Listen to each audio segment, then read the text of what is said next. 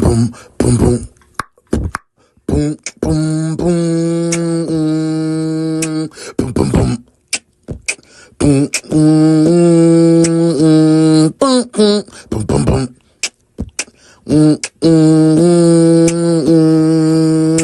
Boom, boom, boom.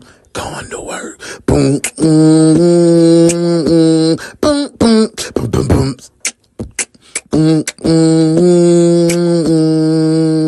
Boom, boom, boom. Boom, boom, boom, boom, boom.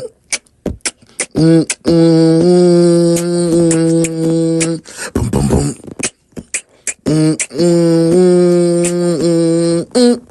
We going to work. Boom, boom, boom. Boom, boom, boom.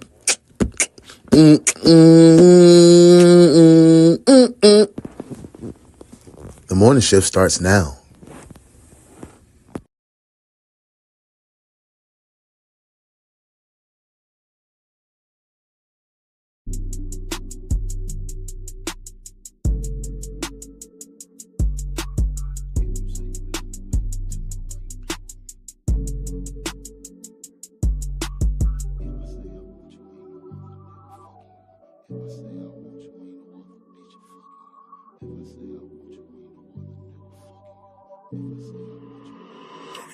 Babe, I'm yours for one night, not your whole life. Let's have a good time, baby, just enjoy the vibe. Babe, I'm yours for one night, not your whole life. Let's have a good time, baby, girl, enjoy the vibe. Babe, I'm yours for one night, not your whole life.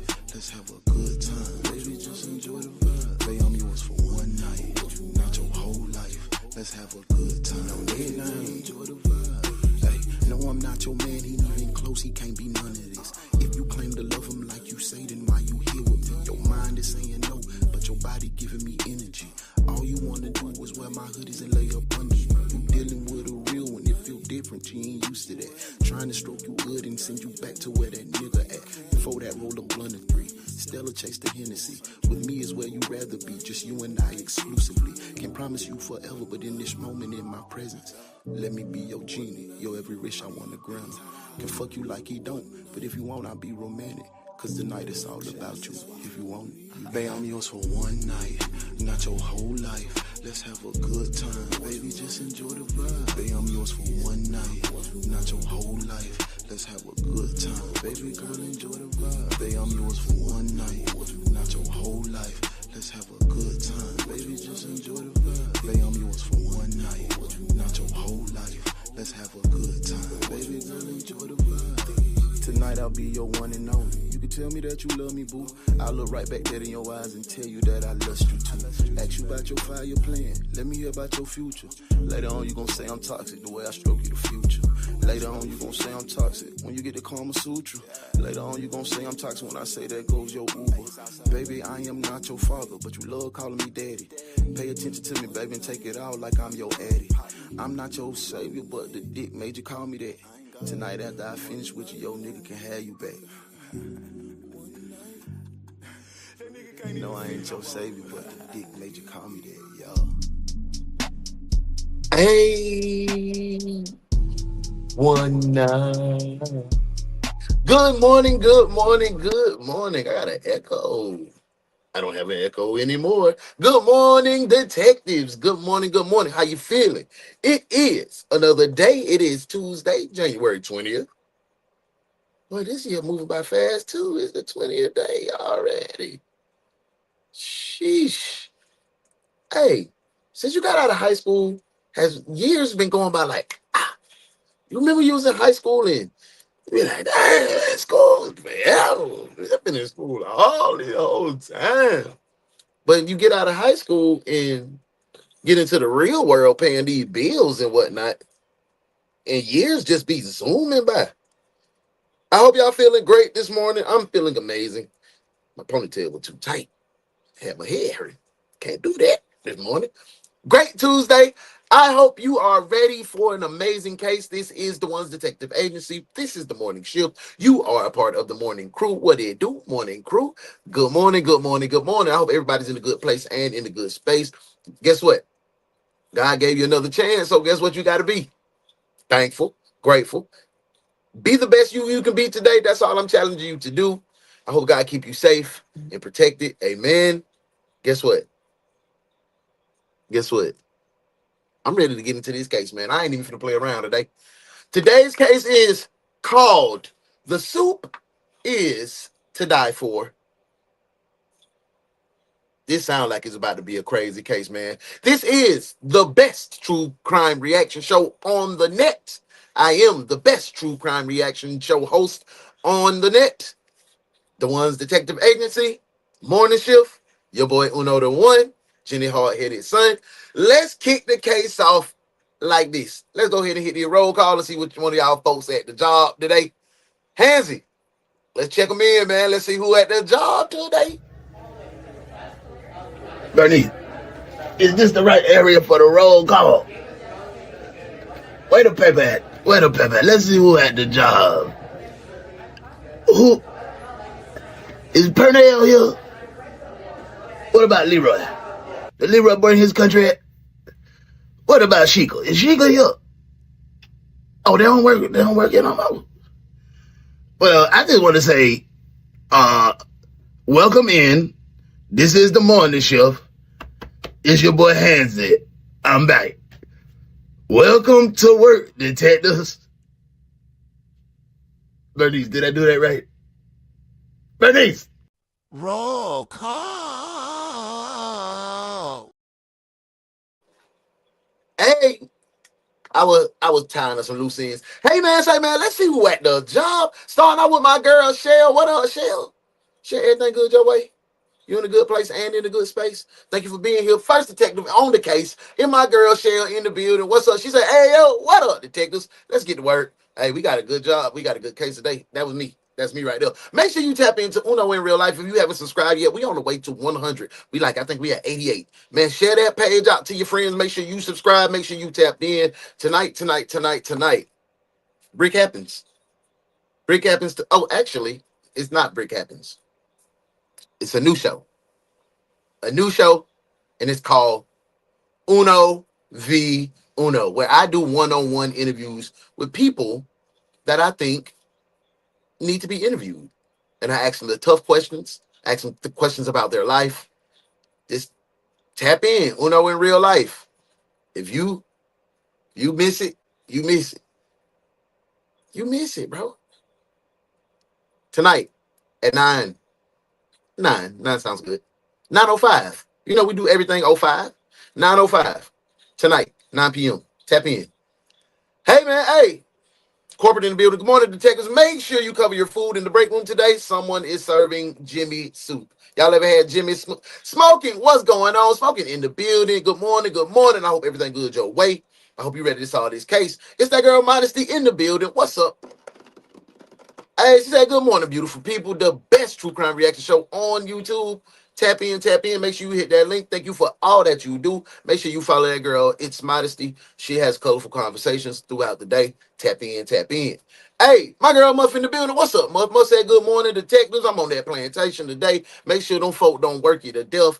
Get yourself some money and get the hell on out of there. She said, hey, Cheryl, what's up, Muff? How you doing? Modesty said, if you're in Vert, do not forget to double tap the live. That lets me know that you like it and you having a good time. If you're in the traditional way, hit the thumbs up on YouTube. What's up to my IG crew, the precinct over there in IG? I'm going to make sure I did not even hit live. Now I'm going to hit live now. What's up to my IG crew? Y'all will be tapping in momentarily. Hey, Muff said, what's up? Smoking in the building. Hey, Cheryl, who now? What's up, mama? What's happening, Smoking? Howdy, Muffin. Heck yeah, time flies. Life flies by. You better enjoy it. It's my boy Vyoshi, the Shinobi, in the building. One half of the CEOs of Melanated Mushroom. What's up, bro? Hope everything good your way. You in a good place and in a good space. My girl Cheryl say, what's up, Smoking Deadly Soup? Oh, my.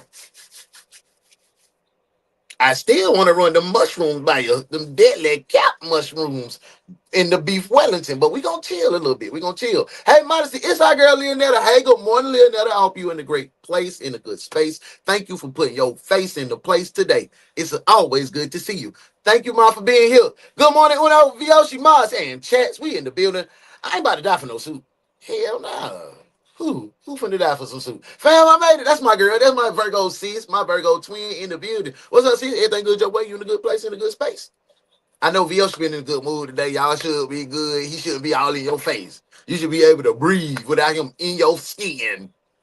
Hey, ma, I hope you're having a good day so far. Welcome in. Hey, Muff. Yo, Modesty, what's up? I want to make sure I speak to everybody. I think we just speaking and greeting our fellow detectives. I'm ready to get into this suitcase. You feel what I'm saying? We in here. Uno v uno. Yeah, you know how it go. Uno v uno. Tonight. Tonight. Oh, no. Good morning, Risa. Good morning, good morning, good morning. You not late yet. 9:05. Uno v uno. Tap in. Make sure you share it with a friend. You'll see the thumbnail come down the line soon. We finna do it, man. We finna go all the way big, all the way digital. Hey, never. I don't want to be all in that skin. Yes, you do. You do want to be all in her skin, bro. All in her skin. Hey, man, I done talk to everybody in the case. Make sure you share this out to 5 of your good friends that need to be in the case on the precinct. You know they good detectives because they nosy as hell.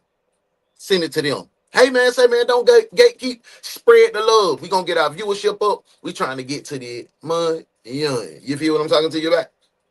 Hey, man, I done spoke to everybody. Everybody done spoke to me. Let's get into the case. You know what we say when we finna get to this case. Put it in the comments what I usually say right here. Right here. This part right here. What I usually say. Put it in the comments. Here this morning, police are looking for a The only detective agency capable of handling these grotesque and obscene cases. Look no further than the One's detective agency, where evidence does not matter. We lock you up and figure it out later. Hey, what's up? The One's detective agency, with your captain, UnoDaOne.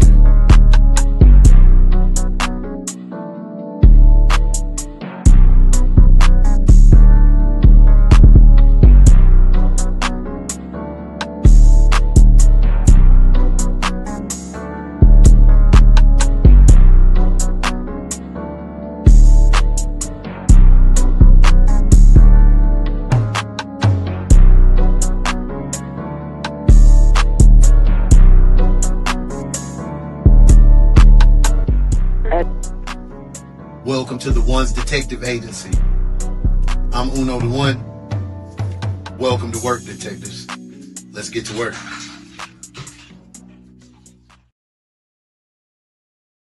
My sister admitted to a crime. What type of crime? I really don't want to talk about it anymore. What was the purpose of putting those things in pots? To cook them down. I don't remember. I just started cutting. I put 2 of them in the oven. When Jimmy Schaefer went missing, it was assumed that someone had kidnapped him. Yet the truth of his actual fate is far more bizarre and gruesome than anyone could have ever expected.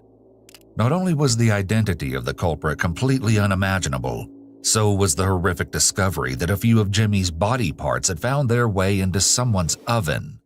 What's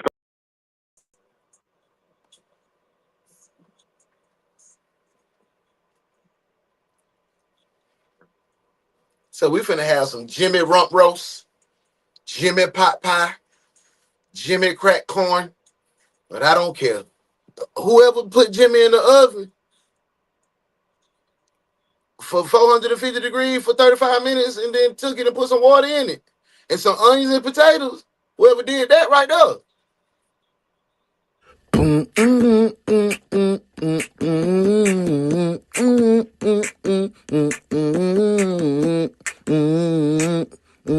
Ugly dog.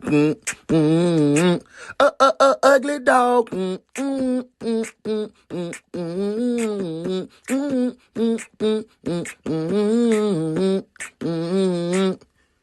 Ugly dog. Body parts in the oven, V. They cook little Jimmy up, man. They cook little Jimmy up. Leonetta, I'm confused too. The soup is to die for. Let's see. going on? My sister needs to be Baker acted, and she needs to talk to a sheriff's officer. Why does she Oh, so she need to be Baker acted. So her sister saying, "Oh, she crazy. She fool. She fool. She'll harm to herself." That's what the Baker Act is. So we gonna come put you in a little hospital real quick, in jail, so we can make sure you're straight. You feel me? Hey, Jimmy cracked corn. Yes, yes, Muff. Now, what Jimmy had? Listen, I'm trying to figure out what Jimmy did. But if sister saying my sister need to be Baker acted, that means she fool. Jimmy might have not did nothing but come in after work. Let's see. Well, let's see. I'm finna see. need to be Baker acted? She has pills and she's threatening to take them, and Reason to she's be Baker acted. admitted to a crime. What type of crime? Hey man, drop me the crazy warrant, bro. I'm finna send shout out to the crazy house real quick. We ain't send nobody to the fool hospital in a minute, but we sending one to the. She gonna get the help that she needs. This one right here isn't wrapped too tight. We can't send this one to regular jail. Lock him up and send him to the crazy house. You there? She's admitted. I really don't want to talk about it anymore. I would like to see the police officer in my front yard, please. Okay, well, they're on their way, but they have to drive there. And while they're driving there, I need to get some information from my deputies. Why you got a little sass in your neck? You can hear how he was just talking. Now he got a little, like, bro, nah, take that up out your neck, bro. You dispatch. You supposed to maintain a level of calm. You're supposed to be the voice of reason on the call. You're supposed to get as much information without working against the victim or the people that's calling in. I'm gonna go thumbs down for the dispatch. So you mean to tell me, out of all the jobs in America, you chose to be a dispatch? It asks those type of questions. I heard that Barnum and Bailey Circus was hiring for clowns. Damn, dispatch is dumb.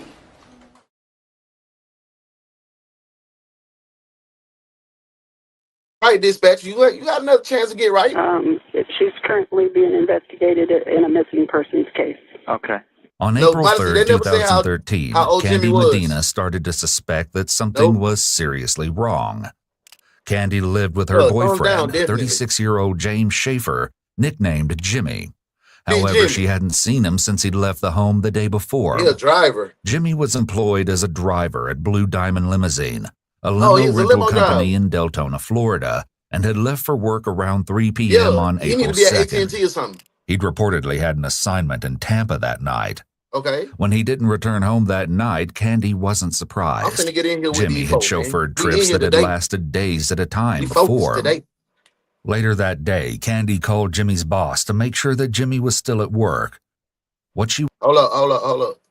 Y'all know we be focused, man. You know what we finna be on? See what I say, boo, baby? Feel like ain't no case finna beat me. Back to the case. Was told made her blood run cold. Jimmy had turned in the money. Hey, Jimmy look like it's gonna be a lot of meat. That's why they busted down to the rump roast. They got a Jimmy rump roast.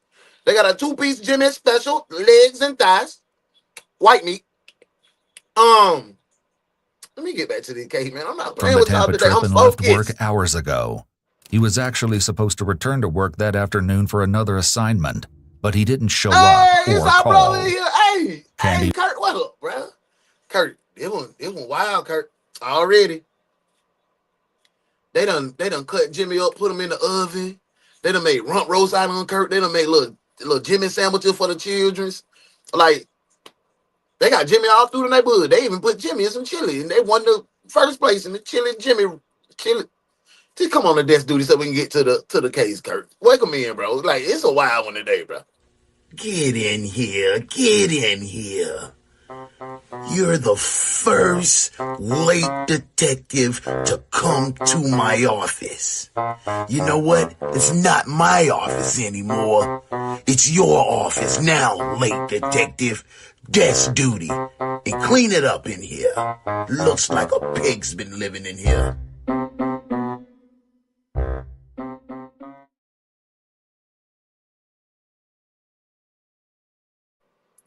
I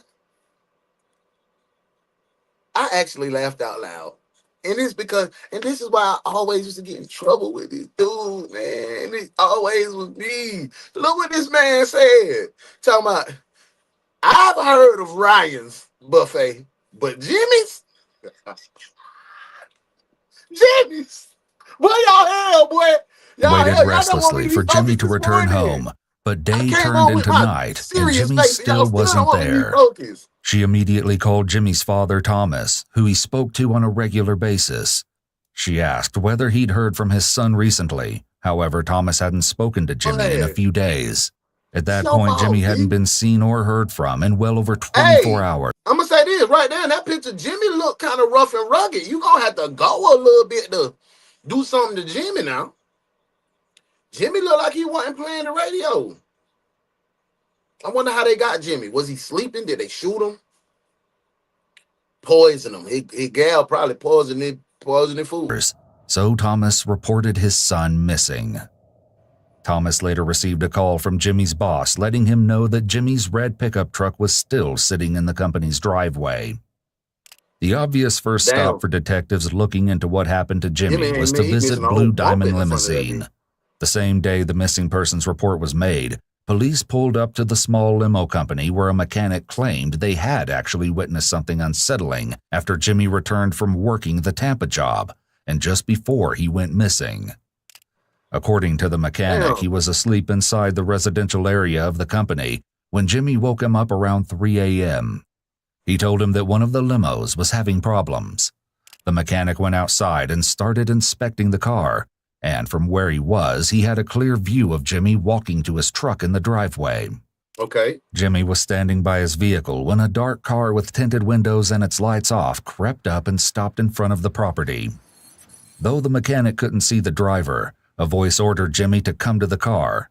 According to him, the voice sounded like that of a man. Jimmy walked over to the vehicle and the same voice told him to get inside. Jimmy complied and the car drove away, still with its lights off. Though Candy hadn't seen Jimmy, she had received a text message from him stating that he was having to hide out from someone, but that he was all right. She stated that while he allegedly owed several people money, she didn't know of anyone who'd want to harm him. Investigators spoke with nearby residents in hopes that someone could provide information that would lead to his whereabouts. It was then that they first made contact with his neighbor from across the street, 40-year-old Angela Stolt, and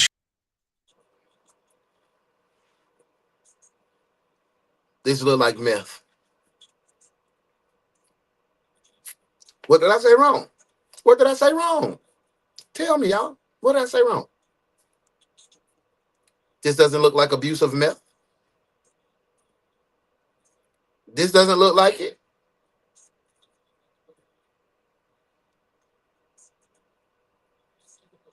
Jimmy got a gambling problem. He owes several people money. He either got a gambling problem, right? Or he been getting fronted all this meth in serving, and he ain't been bringing back the right paperwork. He ain't been bringing back the right money. And they done told him time and time again. He messed up with one plug. He owed him $1,000. He done got a new plug that was fool enough because he in the trailer park. He know these folks. He in the limo company, so he can get it gone. He can easily. It's an easy cover. So he done plugged in with another plug that took a risk, and he owe him $1,000. You know, he been trading out the product for the coochie for Angie. Angie couldn't get no more, so because she wanted some more. You feel? That's my interpretation of the situation. She had some interesting details to share. He is the culprit. According to Angela, she'd seen Jimmy in the very early morning hours of the day he went missing, after he left work around 4 a.m. It was behind the Deltona Winn-Dixie where Jimmy, accompanied by an unidentified man, made a cash drop to Angela in the amount of $150. She explained that she was the payee for her friend Jimmy's Social Security disability benefits checks, and that the two shared a bank account.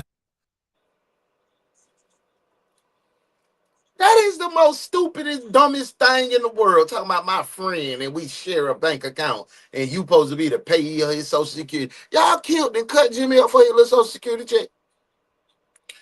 Anywhere from $600 to $1,800, man. Y'all cut that man up for that. Let me get back to the K, man. The next day, investigators She revisited definitely looks like Angela a so junkie, they but could heck, this could photograph the be text the look of messages crazy. between her and Jimmy as evidence. That's real. Angela had received another text Her message sister from trying to Jimmy get her on guy. that very morning. Her sister trying to get her up out her house. So it's like, hey, Angie, hey. She need to be Baker acting and get her ass up out of here. I ain't worried about it. I beat her. She know what's up with me. I used to beat her since she was a little girl. But I need to get up out of here. She done admitted to me that she did something to Jimmy. Jimmy was my fault. Sis ain't got nothing to do with that. Sis done found the Lord. Sis got her a good man. He got dang gonna work at the warehouse and he watch NASCAR on. He don't bother nobody. Robert Earl. Sis don't want nothing to do with Angie Fool. It read, "I can't get it. Keep the cash for yourself." Angela responded to the message, telling him that the police were looking for him, but she never got a reply back after that. That would reportedly be the last time Angela would see or hear from Jimmy. The tone of Jimmy's text didn't seem particularly panicked, and according to Angela's account of their last few interactions, Jimmy wasn't behaving like someone under duress. It appeared that detectives' best bet of getting him to come back was to first find out what or who he was hiding from. Over the next week and a half, police contacted Candy and Angela on a daily basis to ask questions and see if they'd successfully contacted Jimmy. Jimmy girlfriend Candy. However, through these numerous conversations, investigators started to get the sense that Angela knew more about Jimmy's location than she was letting on. When they confronted her with this accusation, she shocked police by admitting that she actually hadn't been completely honest with them. The police then took Angela in for questioning, bringing her to an interrogation room.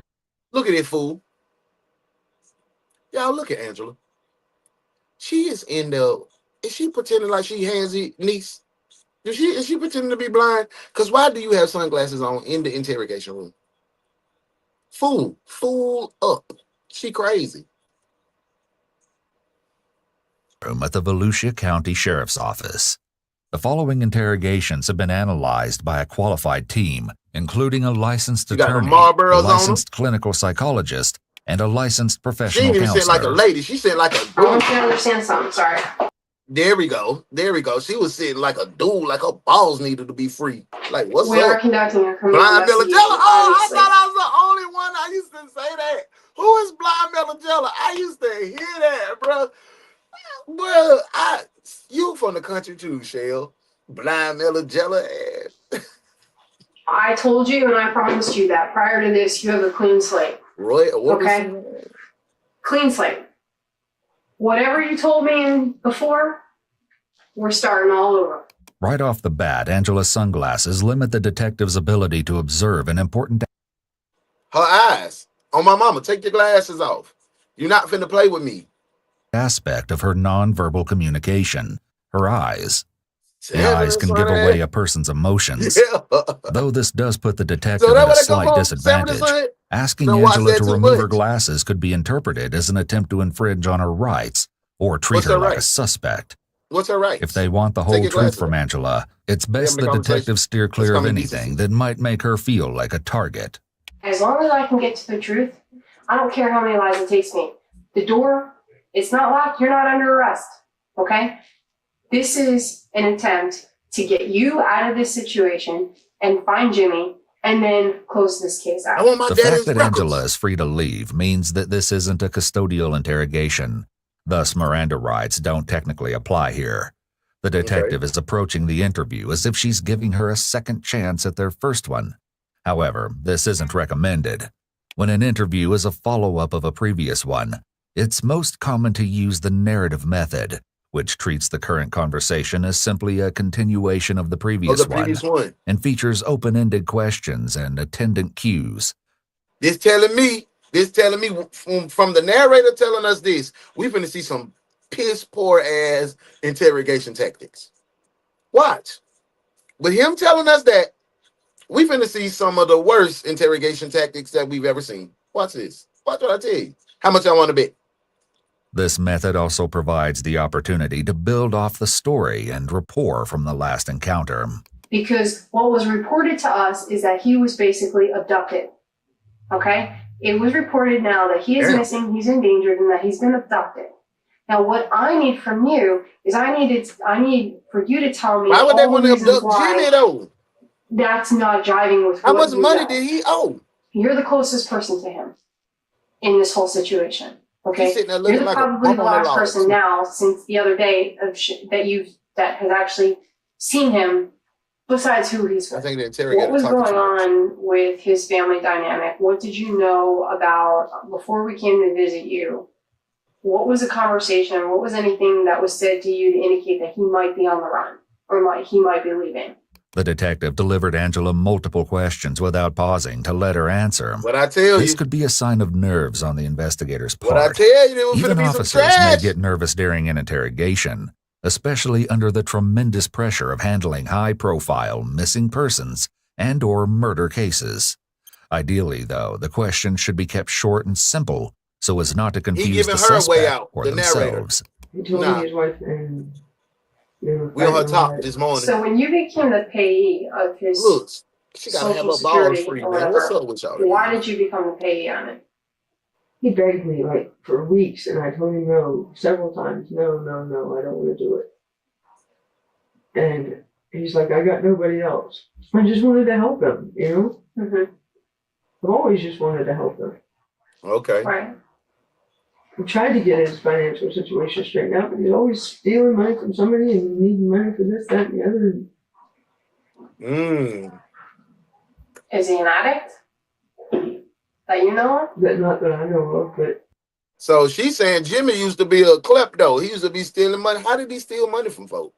I want to know. He does all sorts of stuff.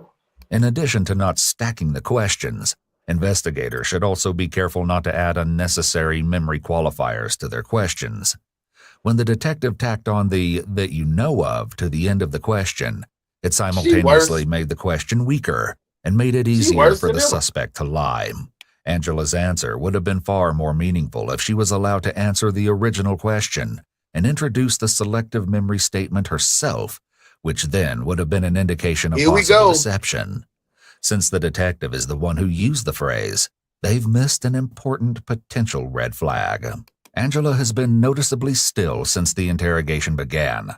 While excessive movement can be an indicator of stress or discomfort, lack of movement can also be a symptom of dishonesty. This is because nonverbal communication is a normal part of conversation. When it's absent, it's often due to the fact that the individual is focusing most of their cognitive power on what's coming out of their mouth and not on what they're physically doing. Thus, their body language typically won't align with what they're saying, or they just won't move at all, as we see here. When was the last time you seen him?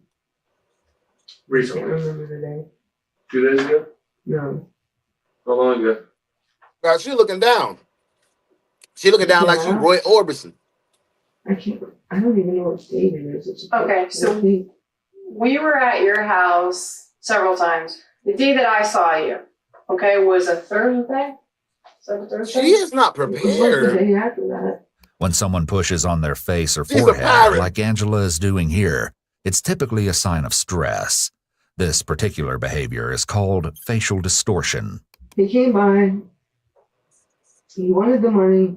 He got mad. I told him that I put it in the bank, and I didn't. So I asked you straight up today, have you seen him? You said no.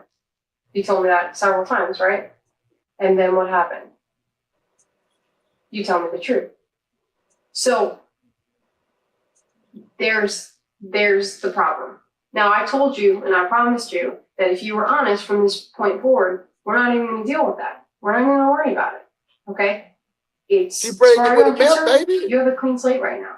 As long as you're honest with me and you continue to be honest with me and you don't impede my investigation any further, you understand something? Do you understand what's going to happen if this turns into a homicide? Have you ever thought about that? Have you ever thought about if somebody actually does find him before we find him? You're not telling us the truth on X, Y, and Z. And meanwhile, everyone who's after him finds him and they don't give a shit about him. And if he ends up dead in a ditch, how are you going to feel about that? Horrible. The detective is trying everything she can to elicit a response from Angela. Since Angela has alleged that people are after Jimmy, the investigator is stressing that Jimmy could be in grave danger. If the parties Jimmy is supposedly hiding from track him down before law enforcement is able to. And there you go. We're telling you he's not going to jail. Okay? I want to take him out of my database as missing. He's clearly trying to evade us and anyone else that might be looking for him. Why is he trying as to far evade as I'm you guys? concerned, I don't know if he's bullshit or not because Jimmy he ain't got no warrants or nothing. Why this he could be some evading stupid police? That don't form for sound him right. to get clear his name with everything and walk away from his whole life. And it sounds like he just wants to start over. You're the payee on that account. Rambling. He's off overdrafted that account because you granted him.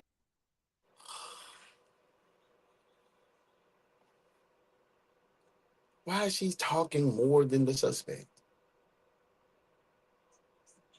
She's rambling right now. If I were, and all the suspect has to do is just, you already let her keep her shades on, so you really can't get her a read on her eyes. You already it's just. I'm not even a detective in your agency, just here on this precinct, okay?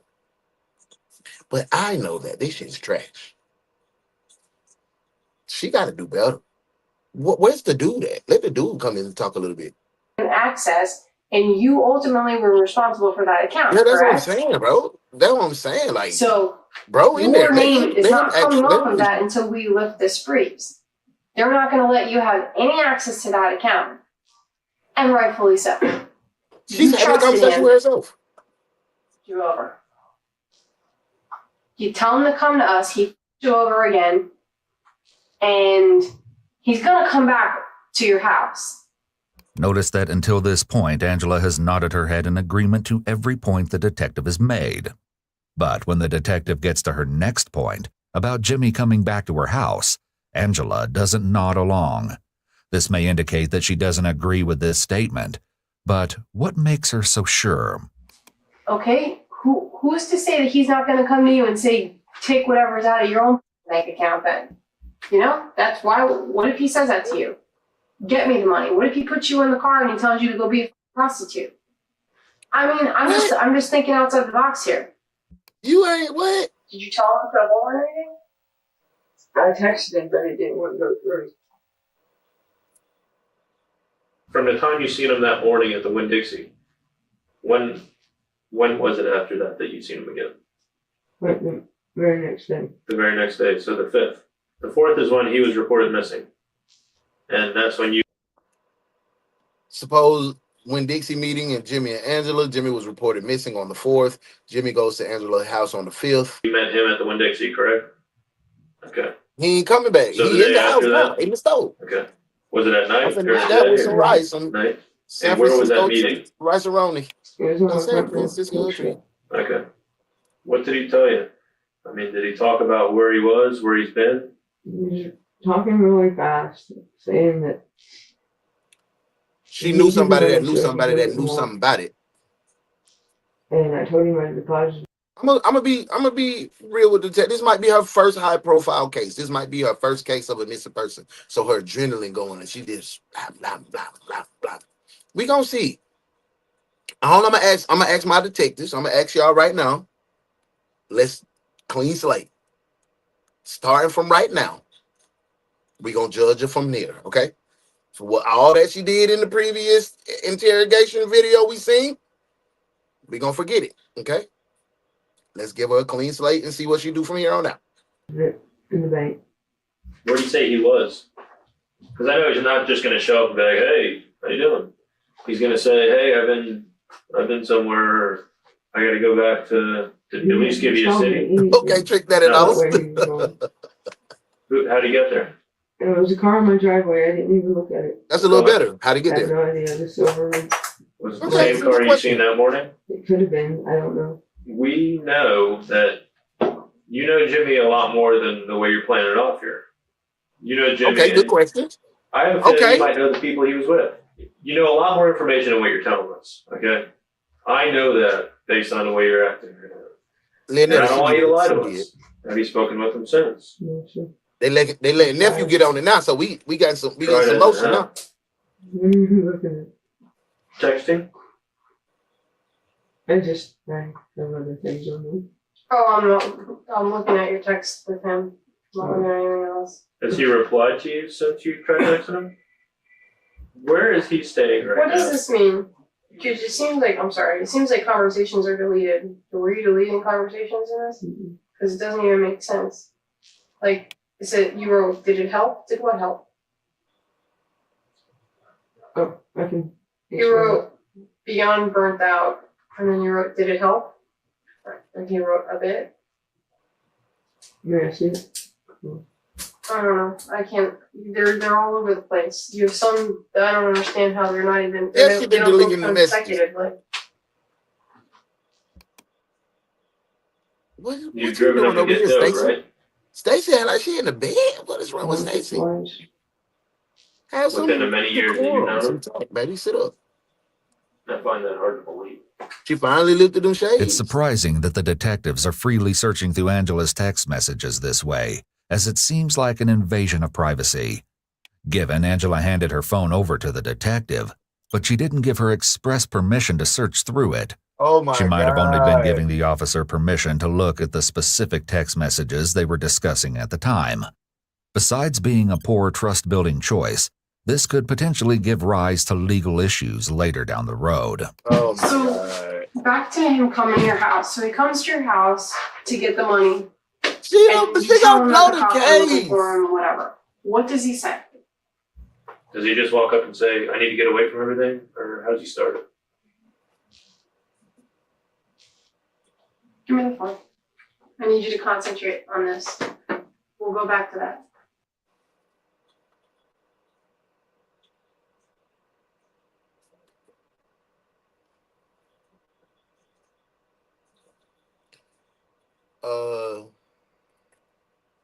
Miss Lady Detective, you said this wasn't even interrogation.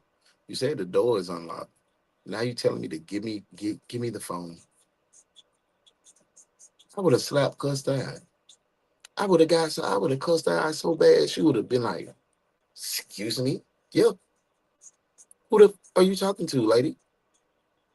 You're not my mother and I'm not your child. Matter of fact, this over with. Like that, I don't know. I ain't like that. I ain't like that. Give me the phone. Fuck it, son. We'll come back into the layer. Nah. I need you to What y'all concentrate. on? When he came to your house, what was said? Although it's clear that Angela couldn't fully concentrate on the conversation while on her phone, the way the detective confiscated it is more in line with how a teacher might reprimand a student. Exactly. Still, the phone was serving as a distraction and needed to be removed in order to focus the interrogation. Yeah, I'm not under It arrest. doesn't appear that Angela's Fourth or Fifth Amendment rights were violated as a result of the confiscation, given the circumstances. It doesn't seem that a warrantless seizure occurred, nor that she was deprived of chattel property. He said he needed the money back so he could go get more. So he could get the bank straightened out so he could get the money. So he could pay his mortgage and pay back some stuff that he stole. And he said, don't tell anybody I was here. I said, why not? He said, because if the cops find me, they'll find me. They're using the cops. And I said, who? He said, I'm not going to say. Girl. Huh? I ain't no way she got that 1983 goddamn cellular ring. And she got that thing up to the roof. She got that thing to the maximum. And she got a flip phone. So she slamming the phone shut like that on folks. Like, this is all over the place. Is this Jimmy calling? Hey, one moment. Do you want to talk to him? Who is it? My husband.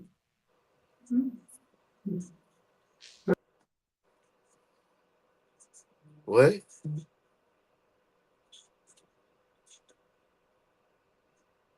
What? All right. I'll talk to you later. Why would she want to talk to your husband? Bye. Where's he? I don't know. Your husband's missing? No. Don't even say that. Oh, sorry. He is to me, but apparently somebody knows where he's at. He's still cashing his checks and stuff. I mean, not. What? So he calls you from random locations? His phone is registered in Ohio. He was Jimmy's best friend. Are you kidding me? Is he with him? I don't know. So she's married to Jimmy's best friend that just called.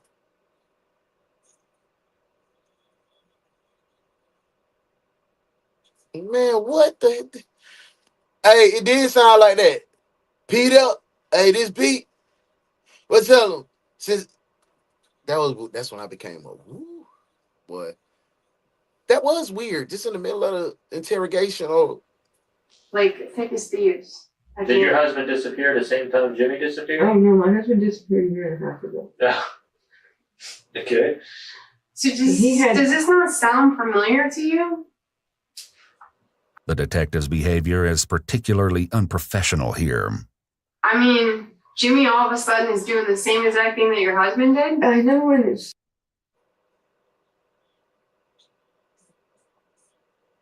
so her husband disappeared a year and a half ago, but he just called?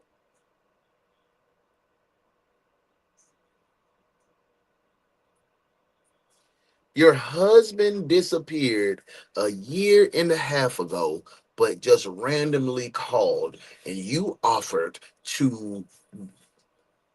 Here, you want to talk to him? Something ain't right, bro. Something is not right. I don't know. I can't put my finger on it, but something ain't right. Where are you going? See if I can find him. Oh, aren't you going to eat first? I don't want any.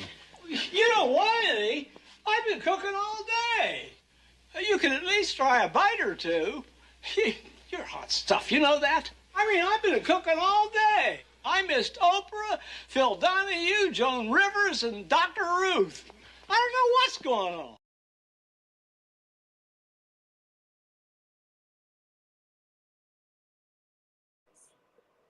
I don't know what's going on either. But even the narrator on her talk, bro, honestly, it feels like she been souffling these boys down, man. I know the detective fighting the air when she end up hit it. I know the detective fighting the air when she hear this narrator talk about, bruh. I know she was in there like, I know. What did he mean? She was unprofessional though. She was definitely unprofessional. Like, doesn't that sound weird? Where's your husband? Is he in Florida? I think so. So you guys are officially married. We're married. Yes. And he just disappears. He had. You got a bad track record with these men folk, baby girl. How long has Jimmy been working for his boss? Years. Angela asks for a smoke break. She and the detective return minutes later, and the questioning immediately resumes. Just got off the phone with somebody. Are you sure you talked to him after the day he was reported missing? Okay. Now I have a feeling Jimmy's dead. Okay. No. Good question. The information I just got. Let's be honest with each other. Have you spoken with him? Yep. Do you know what I told you? Did you really talk to him? Yeah, he owned her You now. sure about that? Notice that when the conversation starts, Angela's glasses are resting low on the bridge of her nose so that her eyes are exposed. However, when the detective begins to question Angela's story, her first reaction is to push her glasses back up to fully cover her eyes again. Yeah, take An them off. incredibly If y'all telling took her phone, gesture. take them out. Do you know if Jimmy's alive or dead? What's that mean? You shaking your head? I haven't seen him since I told you. And then she want to cover her face like, nah, baby girl. Do you think Jimmy may be involved with something else? Such as selling and maybe being a middleman? Possible. Has he ever told you about it? Investigators are still searching for She is motive over and here. underlying She making up all the circumstances, stories she looking can. at drugs as the driving force behind the disappearance. Where first the detective shared sentiments that Jimmy is got that probably whole dead, radiator eye. he's now working with a theory that suggests that Jimmy's alive.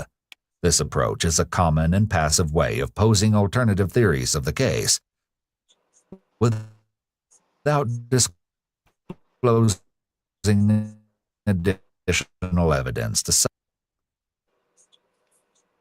suspects. I find that hard to believe because somebody that, like I said, he's told me about getting drugs for people, but he's not really gone into detail. I'm hoping he's not dead, like people are saying. People are saying that they heard Jimmy got murdered. Damn. And if Jimmy got murdered, and you're not telling us where he is, Jimmy crack corn, and I don't can be held accountable because you've seen him. You've seen him last. But I haven't. Not as the person who murdered him, but there could be principle there. This isn't actually true and is likely just an intimidation tactic. Being the last person to see a victim alive doesn't subject the witness to criminal liability, but it does typically make them a person of great interest. Strangely, so both of these detectives really just throwing at the wall hoping it stick. Angela shows no visible reaction to hearing the rumor that her friend is dead. If she really had been in contact with him like she claimed, it would make sense for her to be assured of his well-being and brush off the gossip. However, her silence is deafening. She also appears to be sitting rigidly still at this moment. This could be an example of the freeze response, or when the body momentarily locks in place, usually immediately after perceiving a threat. The detective surely notes this physical reaction, but sensing that he won't be getting much else from her, he asks Angela if she has anything else to add. After spending another minute and a half in thought, she confirms that she has no more information and is sent home. But police continue to maintain near daily contact with her. They couldn't shake the feeling that she was a vital part of solving this mystery. They couldn't have predicted just how big a part Angela played in her neighbor's disappearance. Fortunately, police didn't have to wait too long to find out. However, it wasn't Angela who would come forward, but her sister, April. In the early morning hours of April 21st, 2.5 weeks after Jimmy went missing, April made this 911 call. 911, where's your emergency? Why they got April up there looking like she black? My sister needs to be Baker. Come on, and she bruh. needs to talk to a sheriff's officer. So she tried to hurt herself this evening? Come on, bruh. They got April up there looking like she black with blonde hair. Come on, bruh. What's going on? She has pills and she's threatening to take them, and she's admitted April to a sound crime old. that she's being investigated for. Where is your sister at? She's in the house hugging her kids goodbye. Why is she hugging her kids goodbye? Because she can't. She just told you, dispatch. She just told you my sister is being investigated for a crime that she committed. She hugging her kids by. She finna take these pills. And oh, come on out here. You talking about why she's taking it? Shut up. You can't be serious.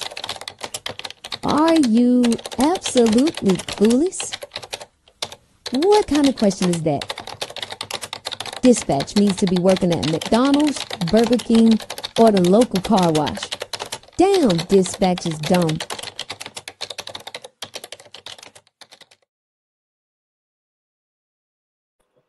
To the house, and she told my parents that she committed a crime and that she's being investigated for it. She says it was self-defense, but I don't know. I don't know what the situation is. I told her I didn't want to hear it anymore. I walked out of the house with the telephone. So, officers arrived on the scene and spoke with April briefly. According to official police reports, she explained that a tearful Angela had just disclosed to her that she wanted to end her own life because she'd committed a crime. I know that. She wished to sign over her parental rights of her children to their grandparents. Then Angela provided a shocking confession. What'd she say? She drugged, then strangled Jimmy. Around this time, contact was... Didn't we say that? He too big. He too big. Made with Angela, who was reportedly hysterically crying and asked for an attorney. She was then detained and transported to the sheriff's office, where she spoke briefly with investigator Brady. He informed her that under the Baker Act, she was currently in custody. Florida's Baker Act law enables families and loved ones to provide emergency health services and temporary detention for up to 72 hours for people who are impaired because of their mental illness, have refused voluntary examination, and have the potential to harm themselves or others based on their Yeah, recent for sure. behavior. Especially When with Angela Angela learned that look she wouldn't be going home, she bony became behind. visibly shaken and began to cry, repeating Cry, out baby. loud, "I'm Cry, sorry." baby. Officers came in and What escorted a her gas out of the station. interrogation room, and as she walked past Investigator Brady, she whispered one spine-chilling phrase: "You should have come in my house that first day." A few hours later, an investigator returned to the residence where Angela was detained in an effort to obtain more information about the situation. April alleged that Angela was prescribed medication due to Empty. medical Her soul issues. gone. At times, when she'd failed to take her medication, she would suffer psychotic episodes. She described Angela's demeanor as perfectly fine one minute and then crazy as a bug and crying. Though she described Angela as always off the rocker, the quick changes in her demeanor that day were not typical of Angela. After Angela received a psychiatric evaluation and was deemed to be relatively mentally sound, she spoke with investigator ain't A.J. crazy. Pagliari within a small room at the crisis center where Angela was being held. And every time that girl ain't I crazy. come in contact you, I just want to keep reminding you that, again, you were advised of your rights, okay? Do you still understand those rights? Yes, sir. Okay. With that in mind, do you still wish to talk to me about the case? I see no reason not to. No. Okay, so do you want to talk to me about the case? Yes, sir. Okay. Miranda rights must generally be reapplied whenever there's a significant finding or extensive pause in an interrogation. There's no hard rule as to when re-Mirandization is necessary, but it's an easily applied safety measure that prevents statements or evidence from being inadmissible in court. So far at this point, you've been a tremendous help. I've done my best to be as completely honest as I can. Okay. I'm totally sleep deprived. She like her meat stewed and baked.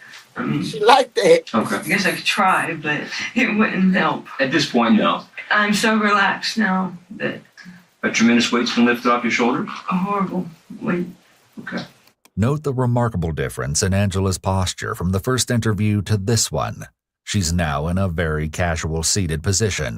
Her stomach was hurting because she done had a piece of Jimmy meat.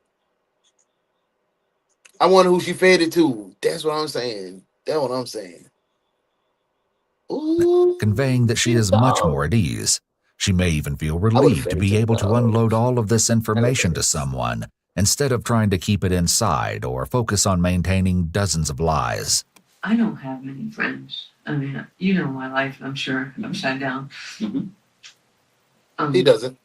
I've pretty These much detectives dropped are out of not society smart because on this my case health at all. problems and this, that, and the other.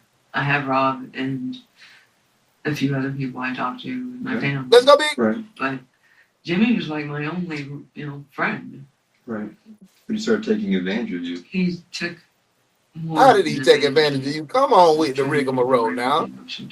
That's okay. How did Let's Jimmy go take advantage of you? to We ain't never hear that in the process. first part. Let's go towards April. He just put that in her head, and he was taking advantage of you. We ain't hear this whole. We done been on this thing for an hour. We ain't hear that the whole hour talking about Jimmy abused her. We heard Jimmy stole money and owed money. We ain't hear nothing about no abuse. Now all of a sudden the detectives say, "Oh, he was using you in the bit." Like, stop. Like, come on, y'all putting this in her head, bro. Like, come on, let her talk. Let her talk, bro. Angela reports experiencing symptoms of sleep deprivation. According to her, her immense guilt and paranoia of the police had been making it nearly impossible to sleep for weeks. If this is true, there are ethical concerns with continuing the interrogation while she's in that state. Lack of sleep can cause impaired perception, trouble concentrating, slow reaction times, and may lead to someone making more mistakes than usual. It can also greatly increase the risk that a subject will falsely confess. Privileges and Sleep everything. is I a know she basic baked human Jimmy, but need, damn. and despite what Go through the Angela right is suspected process. of doing, detectives must be careful not to tread on her basic rights. And let's talk about. I'm getting in here with them, folks. They need me. I guess you said it was, for lack of a better term, you wanted to play a April Fool's joke on him. Well, it wasn't really an April Fool's joke, Right. but it was. You wanted to kind of get back at him in the term, in the sense of, this is how you've treated me, right? He lied to me so many times. Right. So you wanted to turn the tables and lie to him. I just wanted to lie to his face and see how he felt. And then how was the lie set up? he'd been trying to get money from his father. Okay. He drained his father dry. I mean, beyond dry. I think his father took out loans to give to Jimmy. Okay. He wanted me to ask my father, my dying father, for $2,000 to cover his thing, his rent. Yes. Okay. And I said, well, what about the account? Don't you need another whatever to get it right and back on track? Sure. How much do you really need, Jimmy? It's like, 4,000? I'm like, well, he's got it, I'm sure. I'll ask. He's like, thank you, you know. And he said, I'll even give him my title. Title to what? To his truck. Oh, okay. And perhaps it was here, while Jimmy was pleading for money from her gravely ill father, that her resentment festered and grew into something dangerous. The way her arms and legs are so tightly crossed give away how tense the topic makes her feel. It's unclear to everyone why she simply didn't choose to stop being his payee. It could be that she feared retaliation, or even that the influence of drugs affected her decision-making. Given her established medical history, she also could have been experiencing psychosis. However, it's atypical for an individual who experiences a psychotic episode to remember so vividly what happened while they were in that state. Then, there's always the chance that she may have simply felt that Jimmy needed to be punished and took it upon herself to deliver that. At that point, I was so fed up with his lies. Do you have any intention to get the 4,000 or even ask your dad? I wouldn't ask my dad for him. Okay. Right. I wouldn't ask my daddy I for had the another intention man. of That's no. lying to him. And I don't like lying to people, but I was mad. You told me before, just kind of accelerating a little bit, you said that you was your son, your daughter had went to Jimmy's work and picked up Jimmy? Jimmy's job. From Blue Diamond? His job, not his So work. did you drop the kids off? Yeah. You work at a now, job. after you drop the children off, what happens then? We didn't like drop them off. We went in and had a drink and talked. Yeah. And he's like, he's really gonna do it? He's really gonna do it? You know? Mm-hmm. I was like, from what he said he was, you know, we gotta go talk to him. Okay. He had to wait till 5 o'clock in the morning for my dad to wake up. Oh, okay. What was in those drinks? What were you guys drinking? We were drinking vodka, peach schnapps, and Flexerol. Ooh. Do you guys, both of you were drinking the same concoction? Yes. What is the Flexerol? What is that? Muscle relaxer. It kind of enhances the buzz, I guess. Okay, so you drank the same thing he did? Yes. Okay. Now, yeah, they lead her. They glass, lead her or how to does where that they work? want to lead her. We use cups. Cups. Okay. Did he? She just said, "I feel like a weight is off me." So let her talk. Let her. She's ready to open up and talk. Y'all keep trying to lead her to what you want her to say and whatnot. Let her talk. You sit there. Be quiet. You know that there was Flexerol on the Yes, drink? he did. Okay. Did he put it in there himself? She. Yeah. Angela shook. She was like, "Yeah, yeah." That Flexeril, man. That's a muscle relaxer. I got some of them upstairs right now. When I be having the pinching over my neck, that was the first thing they gave me. But that don't make me itch. I don't like taking pills. I don't like taking pills at all. Nothing. Hit that joint and pray to God. God, please let this pain go away. That's what I'm on. That's what I'm on. Type of. But Flexeril to have you in them. She put the Flexeril in his drink so she can goddamn go have him at a weaker state, so she can like cut him up. Yeah. Shows clear hesitation here when answering the question, That was my whereas opinion. she had no problem answering the question immediately before it, a blaring red flag for deception. Her hesitancy is especially significant here, as this is a pivotal detail in the investigation. If it's found that Angela made and potentially spiked Jimmy's drink before the incident, it would demonstrate a considerable amount of forethought that certainly wouldn't align with the actions of a victim. Even more telling is the fact that she starts to shake her head no quite a few times before she answers out loud yes. Yeah. This is a clear example of brain and body mismatch. Was he drunk? He was wet. He was feeling good? How about you? I was a bit. But I tried to stay sober enough to drive. Okay. Now, what do you tell him to get him into the car and go see your dad? Let's go. And so he's all excited. Oh, gosh, yes. Because you said that you're going to go see your dad to get $4,000. Okay. What happens next? I drive him to the Osteen Cemetery. We park. Does he ask any questions on why you're at the cemetery? Yeah, he said, "Are we at a cemetery?" I said, "Yeah." Okay. And I said, "We got about 15 more minutes before he wakes up." Oh, okay. And I, thought we'd sit and talk. Okay. He's like, "Is he really going to do it?" And that's when I turned to him. I said, "How does it feel to be lied to, Jimmy?" Oh. His reaction? His reaction is, "What?" And then I tell him, I said, "My dad's not going to give you any money. I'm not going to give you any more money. And I'm going to turn off the check cash in advance." And that's when he gets irate. He's like, "I'm going to kill you." And he starts turning towards me, and he puts his arm over on my arm like that. Mm-hmm. Before the reenactment begin, I want you to sit here. Okay? You sit here. This will be the driver's seat, and I'll sit in the passenger seat. Okay? I'll be Jimmy. By acting out an event, Okay.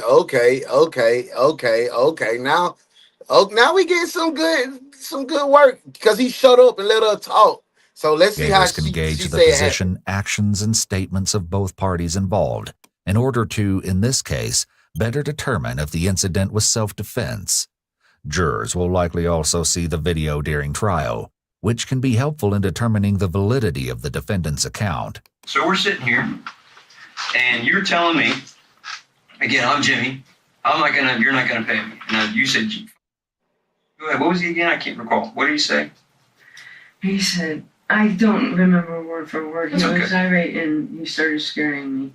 And so what's the thing with the arm? Tell me, if you don't mind, can I touch you? Is it okay? I don't okay. care. What did he do with the arm? Which arm was it? It was that arm. This arm? Right arm? That he put on my shoulder and he started like putting his thumb. Oh, into your shoulder, like your pressure point right here? Okay, now what did you do? You grabbed him back. Okay. I pushed that. And okay. After that, he started pushing up and pushing towards me. Still, like with his arm extended, pushing his thumb into your shoulder joint right there? He was pushing his thumb into my shoulder. Mm-hmm. And he was also pulling his body up, pushing towards me. So up out of the seat? Yeah, he was. So if you're like this, okay, again, we're just going to have to act this out, so just bear with me. I'm not So worried I'm about like you this, hurting me. and I'm pushing, now where's my rest of my body? Am I turned almost like this? How do I turn? He's a fat man. Yeah. How is he in the seat like that? He just contorted himself this way? And it's coming at you? What's he doing with his left arm? Do you remember? Got her.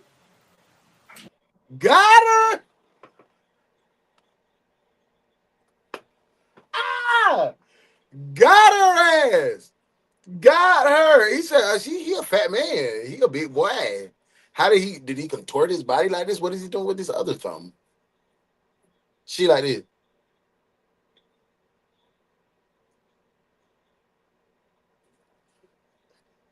I know I better not ever see y'all eat another Jimmy Dean sausage. She's stuck, man. She's stuck, y'all. She is absolutely fried. I'm trying to remember. Okay. She seems to be having trouble with the reenactment.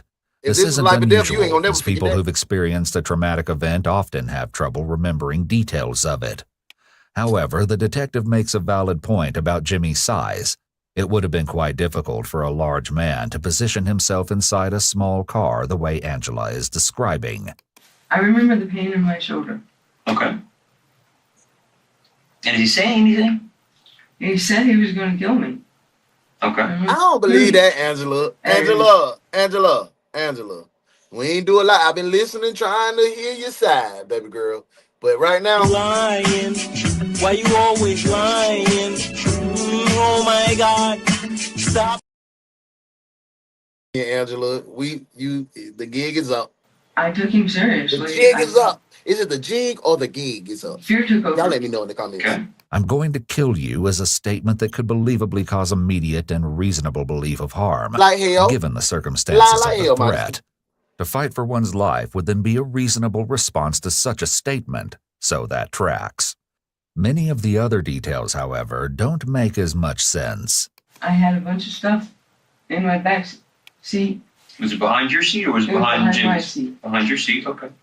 And I just reached in and grabbed something. Okay. Because I knew there was camping stuff. The jig is up. I just grabbed the first thing I could, and what was it? It was an ice pick. Okay. I wrapped my hand around it, and this. So you had an ice pick in your car?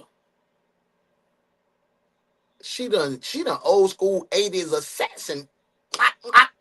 She done got down shish kebab, my boy, man. She done kebab, my boy, man. And I still got this hand over here like this, right? Like what? And okay. I went like that with it. Okay, so I was coming at you, or Jimmy was coming at you. Yes. I got you like this, and I'm moving towards you, and you took the pick and stuck it in my right eye? Yes, sir. And what did Jimmy do?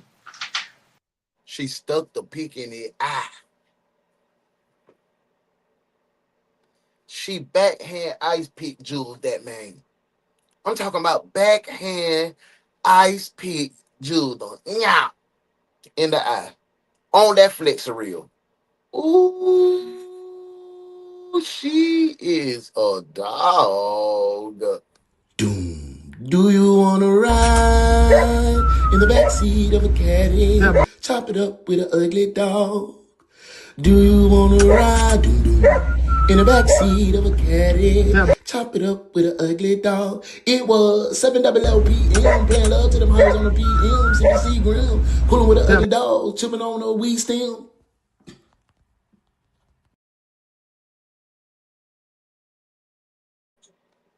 Did he release you? No. A man twice Angela's size, especially one fighting for his life, pushing her face and body back against the door, likely would have made it nearly impossible for her to maneuver herself in a way that would allow her to reach into the back seat. He's still coming at, still here and still coming. What do you do with this thing? Did he hit your face? Did he hit you in the shoulder? What do you do? This hand comes up and does that number like that.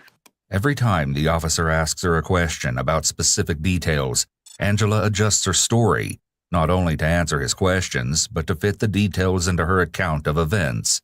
It's clear that she's making her story fit with what she thinks the officer expects to hear, but it's just not making sense. Okay. And then I don't know how deep it was. So right now, apparently, Big Jimmy is sitting with his legs straddling in the back seat in between the middle console, choking you like this. And man, come on, Angela. Come on, baby girl. I don't even know if it was that deep. Go ahead, man. Go ahead. Hey, Miss Angela. Miss Angela. Hey. Young man, you've been found guilty by a jury of your peers. The crime you've committed was very serious. And before I sentence you, I'd like to say a few words about your arrest record. What the hell? Yo, the sign is real simple, B. It says wrap it up. Wrap that up, B.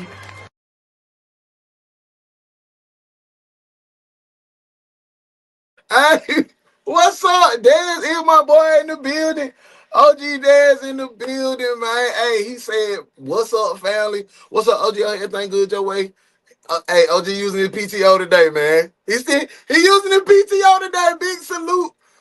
Member for 3 months. Big salute to OG. It don't count on your record, but you still got to go on over here to the desk. OG, appreciate that. Hey, look. I understand you had a bad morning. Things didn't go your way. And it's still not going to go your way. You know where you're going? Desk duty, that's where. No, we don't have any PTO available for you. Sit down and do some work finally. Now that you're here. Desk duty, detective.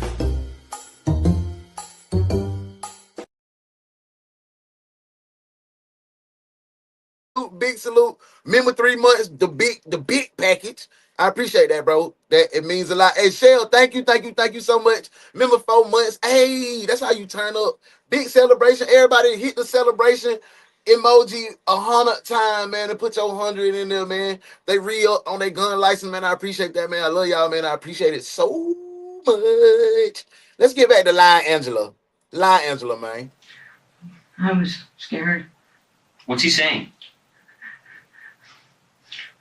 God damn it, I trusted you and I need that money because our whole family's going to be kicked out.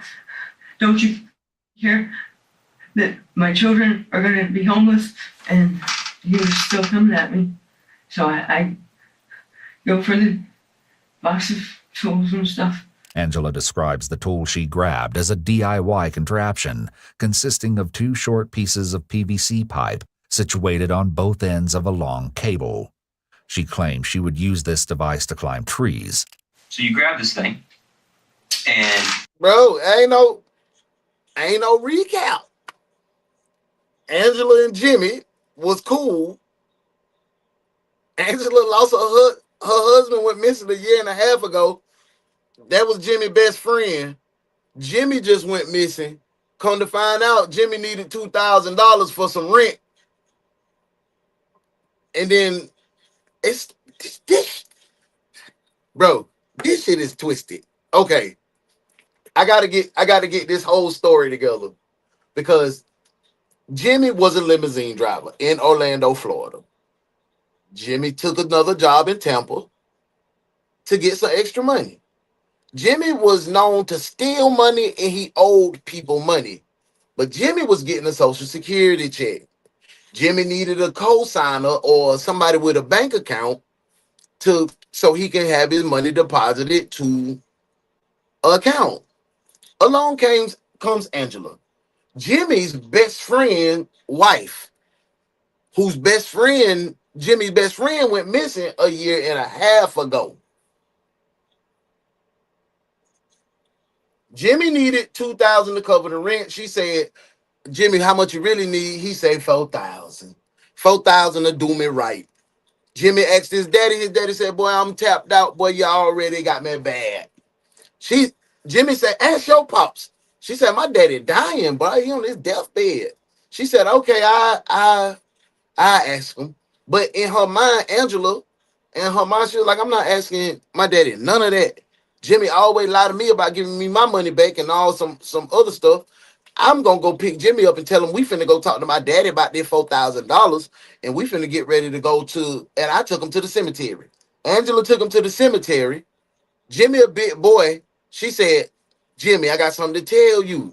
Jimmy said, what? Mind you, they had been drinking gin, peach schnapps, E&J, chased it with some Flexeril. I'm talking about real trailer punch. That's what they called it. That's what they had. Don't let them lie to you. They had said that is trailer park punch. That's what they called it. I'm not making that up neither. So they was drinking on that. So Jimmy already like out of his body. He feeling like that right there already. Cause he on the real. On that trailer park punch. He already faded, D. So she get the man in the damn cemetery and like, how does it feel to be lied to? And Jimmy big. Jimmy a big boy like me. He big. Like, she talking about Jimmy done straddled the damn middle console like this with her legs spread apart like this for real. Nah, he big. And she driving. She got her hands on 10 and 2 like this. Jimmy in the passenger seat turned like this, D. He's straddling. He got one leg in the back seat on the floor. He got the other one in the floorboard in the front. The middle console, they in a Saturn. The middle console is slightly pushing his nuts into his belly. His belly is hanging over the middle console. And he putting his thumb in her shoulder like you used to do your little brother. Instead of choking her, now he just putting her thumb in the shoulder and said, "Girl, you don't care about my kid being homeless and whatnot." She talking about, "Oh, I got something for you." She backhand ice picked that man. Yeah, right between the eye, right there, head right, right there. Now she talking about he was still coming, and this where we at. I mean, that's what I saw. I don't know if they saw the same thing, D. But I gave you a quick little rundown, man. That's how it is. What do you do with it next? Again, because I'm still, correct me if I'm wrong, I still have you like this, and I'm still pushing up against you with my left hand. Not one time. Right? And this man's a big man. So he's got a lot of force coming at you. But I still have an ice pick in my eye. And I don't. You got an ice pick in his eye. At this point, I don't know. It just went. Yeah, that TPP. Okay. Yeah, I do remember grabbing that thing. That's the part punch. Good. Got a little flesh reel in there. Yes, sir. I grabbed the other side of it. He has my arm like that. I grab it like this, and I grab it like that, and then I put my feet. All while the steering wheel right there. Sorry. No, it's okay. Angela has been using her drink as a way to alleviate her anxiety. She pauses her story at a very intense moment in order to take a break. Put my arm down real quick. You let me know when you're ready to continue. You ready? Okay. First of all, I put my foot like that. I Okay, push go it ahead. back. You gotta put your foot on my shoulder? Go ahead. No, push it back. Okay, gotcha. And you have each piece of where is this hand? You have the pieces of the PVC. Each hand's got one. Now pick your foot up. You said you were pushing on me? Okay. Anyway, go ahead. I kind of slid into his lap. Okay. So I could get my feet up. Girl, you not fooling nobody. You just wanted to slide your ass into that detective lap. I kind of slid in his lap. You see, she slid her leg out. I kind of slid in his lap. She wanted to put her little hot coochie on that man's lap. Girl, get out of here. You is a dog for that, man. Somebody get her little hot pants ass. You a ugly little dog. You a ugly little dog. You a ugly little dog. You a ugly little dog. We feeling the grips, they romps, the bumps. I'm a ugly little dog and you know it.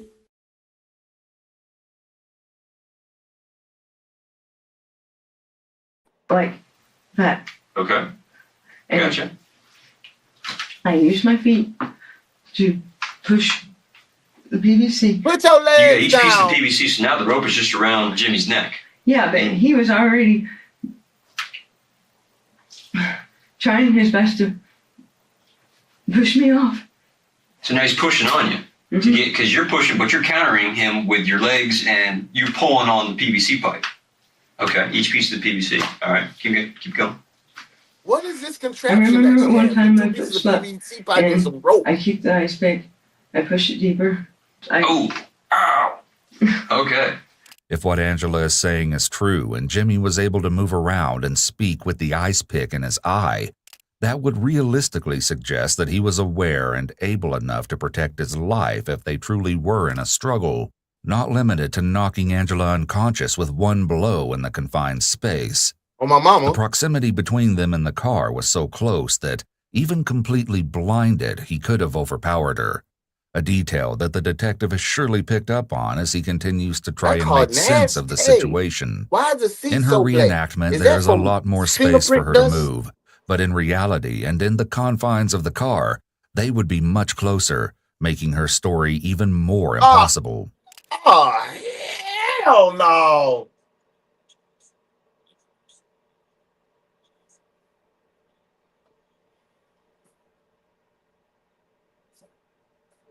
Look at him.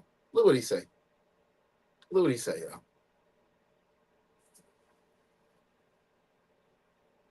And if you're watching on the vert, hold on, let me see. It say, I think it's usually over here. Right there, yep. Hold on. Come back. Right here, that comment. This man talking about it. Did we come up with a new name for him? He cannot be Sergeant Early. He done been late every show. Man, come on to this desk, man. Come on to this desk, man. Yo. What time is it? No, what time is it? Yeah, it's past the time that you were supposed to be here to clock in. No, save the excuses, detectives. You know the code. You know what's next. Desk duty. You late detectives disgust me.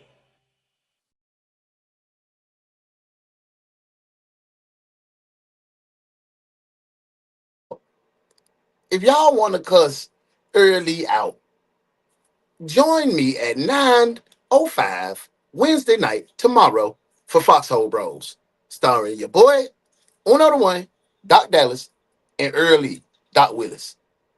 Y'all can come on there and give him the business, okay? Come up with a name for this guy by that time, okay?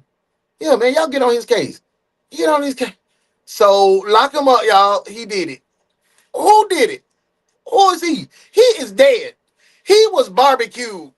See, you didn't come in here. Come on, go At to what the point desk. does his body go limp? Is that what happened? I mean, did he stop resisting? Did he stop fighting you? Did he stop trying to attack you? I mean, did his arms just fall to the ground, or did his head just slump forward? Did it slump back? Did he slump into the seat or dashboard? Making horrible noises.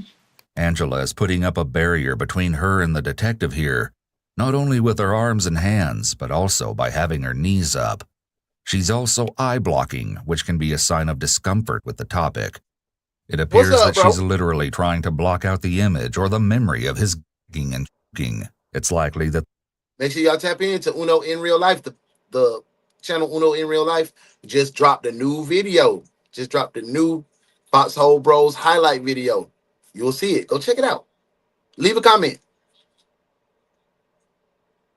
The noises she's described reflect true memories that she doesn't want to relive, and these thoughts are causing her distress. I don't even know how to pick that in the other eye. Somehow the pick gets in the left eye? Okay.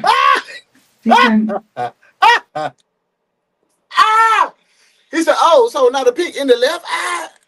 You said you had two of them in the right eye, and then you had two picks. Like, man, come on, bro. They over this. Thank you, Modesty. They over them. I'm over her too. I'm gonna wrap this one up. Just to make sure. Placing "I think" before the claim turns it into a selective memory statement. Hit the link. Make sure you She's follow me. likely Trying to get just to 100 hesitant to subscribers. admit that she intentionally stabbed him in the other Check out the eye, video. since it Hit like clearly on the way wasn't out. Leave a necessary comment. once he was strangled. Selective memory statements also make it easier for the suspect to turn around later and change their story. And, as you'll see later, Angela will attempt to do just that. So you think he was dead, but to make sure he was dead, you took the pick out of his right eye and jammed it in his left eye. And you say you're motioning as if you reamed it around. Any blood get on the seat of the car? No. Well, where did the blood go? I pushed his head back and it kind of started dripping. And I'm panicking and I don't know what to do. Notice that she doesn't directly answer the question of where the blood went. An inspection of Angela's car, a sea green 1995 Saturn, revealed that besides the bag of blue gloves, very few traces of the crime scene were present inside, including minute traces of blood. She had gloves. That's premeditated, girl. You know what you're finna do. On top of that, That's why you took all her the to the blood tests cemetery. done on the car and the articles inside came back negative.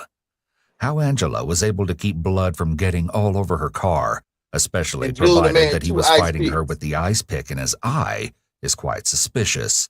But she seems to have a quite interesting and disturbing explanation for the absence of blood. I look around for something, and in my goodie box, I find saran wrap. Okay. So you find some saran wrap. Well,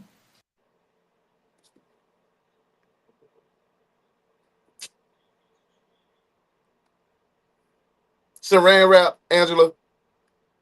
Saran wrap, Angela. Man, they going to jail tonight. Talking about the homie in the gray and the black. You know the facts, I never relax. Everything luxury tax. And everybody here getting videos. Make sure you put a little money in the sack. What's wrong with them? Going to jail.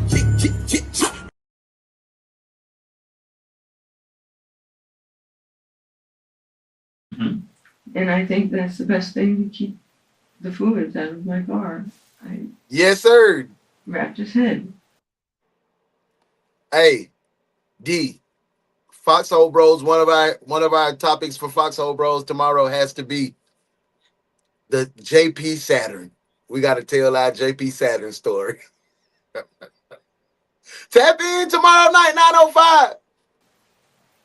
Completely around his entire head with a saran wrap? How'd you work your way around the pick? Was the pick still in his eye? Did you remove it from his eye? No, I just pushed it through. You pushed it all, even the handle? No. I pushed the.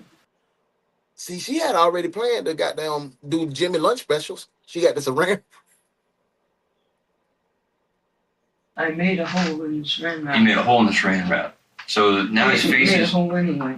Oh, okay, gotcha. So his head is saran wrapped, but in his left eye, there's the pick still sticking out of his eye. Now, do you seat him back in the chair? I mean, right now I'm facing you. This is kind of as I'm imagining as he was at the end. So I push him over and he's like slumped against the door. So now I'm like this. Well, no, he's more like this. Mm-hmm. She then grabbed a shirt from the back of her car to place over Jimmy's head. After that, she proceeded to drive home with his lifeless body sitting up in the passenger seat, his head encased in plastic wrap and an ice pick jutting out from where his left eye should be. I parked it in the driveway, ran in the house, opened the garage with the light off, and then I opened I want to see the autopsy. If she got some ice pick fall out. jugs in them, I believe it. But Yeah, 'cause I I'm think like she this. just suffocated No, him. my legs are facing this way. Strangled him. She poisoned him. He went to sleep. She hit him with that saran wrap, and she had saran wrap in the car. You're describing like a. Or she took that PVC shit and wrapped it around his neck from the back blue seat kiddie pool, with that's her that? foot on the back What'd you do with the seat kiddie pool? and pulling all her body weight. So she choking him like that. So all that strangle. Okay, so it's outside his door on the floor of the garage. Okay, so now you open the door, he's starting to fall. What happens?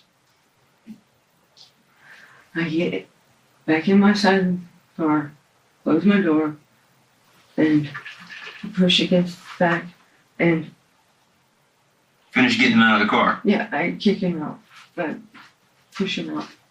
Okay. With my legs, because that's the only strong part of my body. Okay, you're doing good. You just said to use your arms, so your arms weren't strong. So what You're just telling the truth. Lock the garage and tell the kids to stay the hell out of the garage. The next day, Yeah, that bat she over with. If he because he already she done parked in the cemetery, got in that back seat, put it around his head, put his feet on there, held on until he stopped. Ain't no ice pick situation. Just for this? I think so. I don't know. There's a long pause before Angela responds with a selective memory statement. It's likely it already occurred to her that the detective can find out when she purchased the salt by simply checking receipts or security cameras, and she'd be right.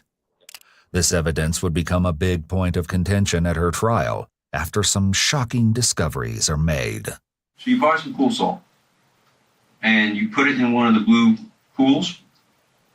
What was the purpose of putting salt in the pool? I don't know if I don't know anymore. Ah, You're come on almost with there. that rigmarole, Angela. Why did you get the? So you okay? See, she done took him back to the house. She done took Jimmy back to the house. Bought a baby pool. You know them blue pools. When see my mama, I done had plenty pool parties in the projects. But what you talking about? I'm talking about my mama done took that down Kool-Aid pitcher. We ain't had no water hose. We ain't had no water hose in the projects. Man, chill out. Fill that thing up. About that much water. We out there with them Family Dollar floating devices, having a good time eating hot dog and hamburger and tater chips and little hug drink, but good cake from Holloway Bakers, but good times. She done put salt in the water like she done marinated some game meat, wild hog or something. That's premeditation at its finest. She's a dog too.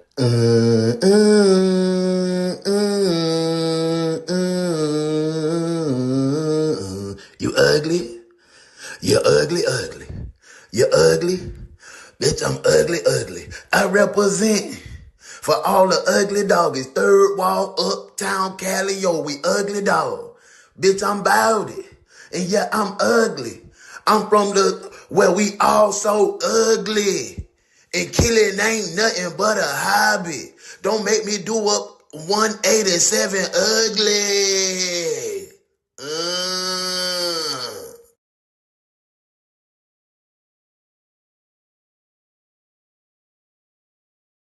He the biggest dog of them all, man. Back to the case. Come on, Angel. Another selective memory statement and more face blocking. She may be afraid to discuss why she used the salt, as it speaks to the amount of thought put into her actions. She could be trying to avoid talking about what she did to the body, as it's generally an incriminating topic. Did you grab a hacksaw? And what did you do with the hacksaw? Dang. How'd you cut him up? Legs first, arms first? Okay, we getting some real deal questions. Wow. Okay. Put me in the game. Did you want to dispose of them?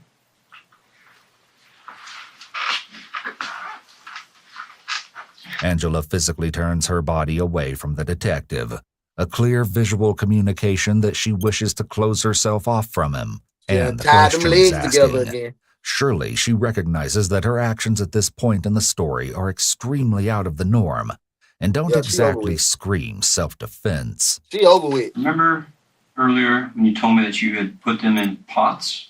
That was after they were in the pool. So you took arms, legs, and head and put them in the other kiddie pool with the salt. And then you mentioned pots. What was the purpose of putting those things in pots? What's up, Frost? Thank you for being here. You were trying to cook them down to welcome in. Bone? I don't know why. Before this interview began, Angela agreed to show officers where she had disposed of evidence in Jimmy's remains. She done took it to a This local silver park. flip phone was found directly next to the entrance sign of nearby Campbell Park. It was in a Ziploc bag which had been just barely covered in mulch. The SIM card and battery were missing. Angela admitted that over the last 2 weeks, she'd occasionally excavated Jimmy's cell phone and put the battery into it, just so it would ping off a cell tower and give some indication of his presence. This was to make it appear that Jimmy was still alive and checking his phone periodically, when in reality, he'd been dead for days. His ID was found in West Cryle Park, also buried in a Ziploc bag behind a dog waste receptacle at the back of the park. She then took them to the active construction site where she discarded a hacksaw in a pile of scrap metal. However, when she led the detectives to the spot where the pile had been, it was no longer there. She also directed them to the site of State Road 415, where she pointed out a green and black tarp and a piece of carpet from her trunk. Next was Austin Cemetery, where Angela took police to several dozen black garbage bags dumped along and within a wood line. Detectives noted that a number of the bags looked newer than others, particularly the bags with the red drawstrings. When they opened these bags, they discovered all manner of horrible contents. Inside were human remains and bones, a blanket wrapped inside of which was a box cutter, articles of men's clothing, empty bags of pool salt, and an empty bag of ice, among other things. The discarded clothing they found matched the description of what Jimmy was reportedly wearing when he was last seen leaving work. A few of these black bags were found much deeper in the woods, but they were ripped open and empty. Also found deep in the woods as well as on the ground around the bags were relatively fresh human bones, suggesting that scavenging animals got to the remains long before police did. They also found a pair of blue rubber gloves amidst the leaves in a small clearing. A bag of the same blue gloves was later recovered from the trunk of Angela's car. Among the most haunting of their findings was a whole human foot. It had been severed cleanly about 4 inches up the leg and had been horribly disfigured by decay, predators, and the elements. That brings us to the last piece of evidence that detectives found in the woods of Austin Cemetery, the piece that would undoubtedly haunt them and everyone present to witness it in the courtroom for years to come. In a few of the crime scene photos, amidst the black garbage bags, lay a single large stock pot. The pot is tipped over on its side, revealing a sickening yellow and brown pool of coagulated human remains. What clearly used to be a thick liquid had hardened into a gelatinous mush that featured all shades of nauseating colors. Sticking out of the big pot, halfway submerged in the soupy remains, was a single large bone, similar in size and shape to a femur. Angela goes on to explain more, but likely realizing just how egregious it all is, suddenly stops. What did you do with the head? How did you try to boil? Did you try to boil it down? Did you try to? Yes, sir. Got you. What you're doing, Angel, you're telling me the truth. Yes, but I'm doing so without a lawyer. You're doing so because you want to tell the truth. Angela appears aware that talking Holy without a lawyer smokes. present might hurt her This case. is crazy, bro. This She acknowledgement really will clipped actually this make it man more down. difficult for her to later claim that she shouldn't have been interviewed without representation, as she clearly recognized the risk, yet continued to talk without requesting a lawyer. How did you do these things in the kitchen with the kids not knowing? I made him stay in their room. You told me before that you tried to put one of the extremities in the oven and that it went I hope she ain't feed them to them kids. 2 of them in the oven. Oh, she put 2. I hope she ain't feed it, cause I seen plates and pots and bowls in them pictures from her house. I hope she did not feed this man to them children, man. Legs or arms? A foot. A foot? 2 feet? A foot and what else? I don't remember. Okay. Chunk. When did it happen?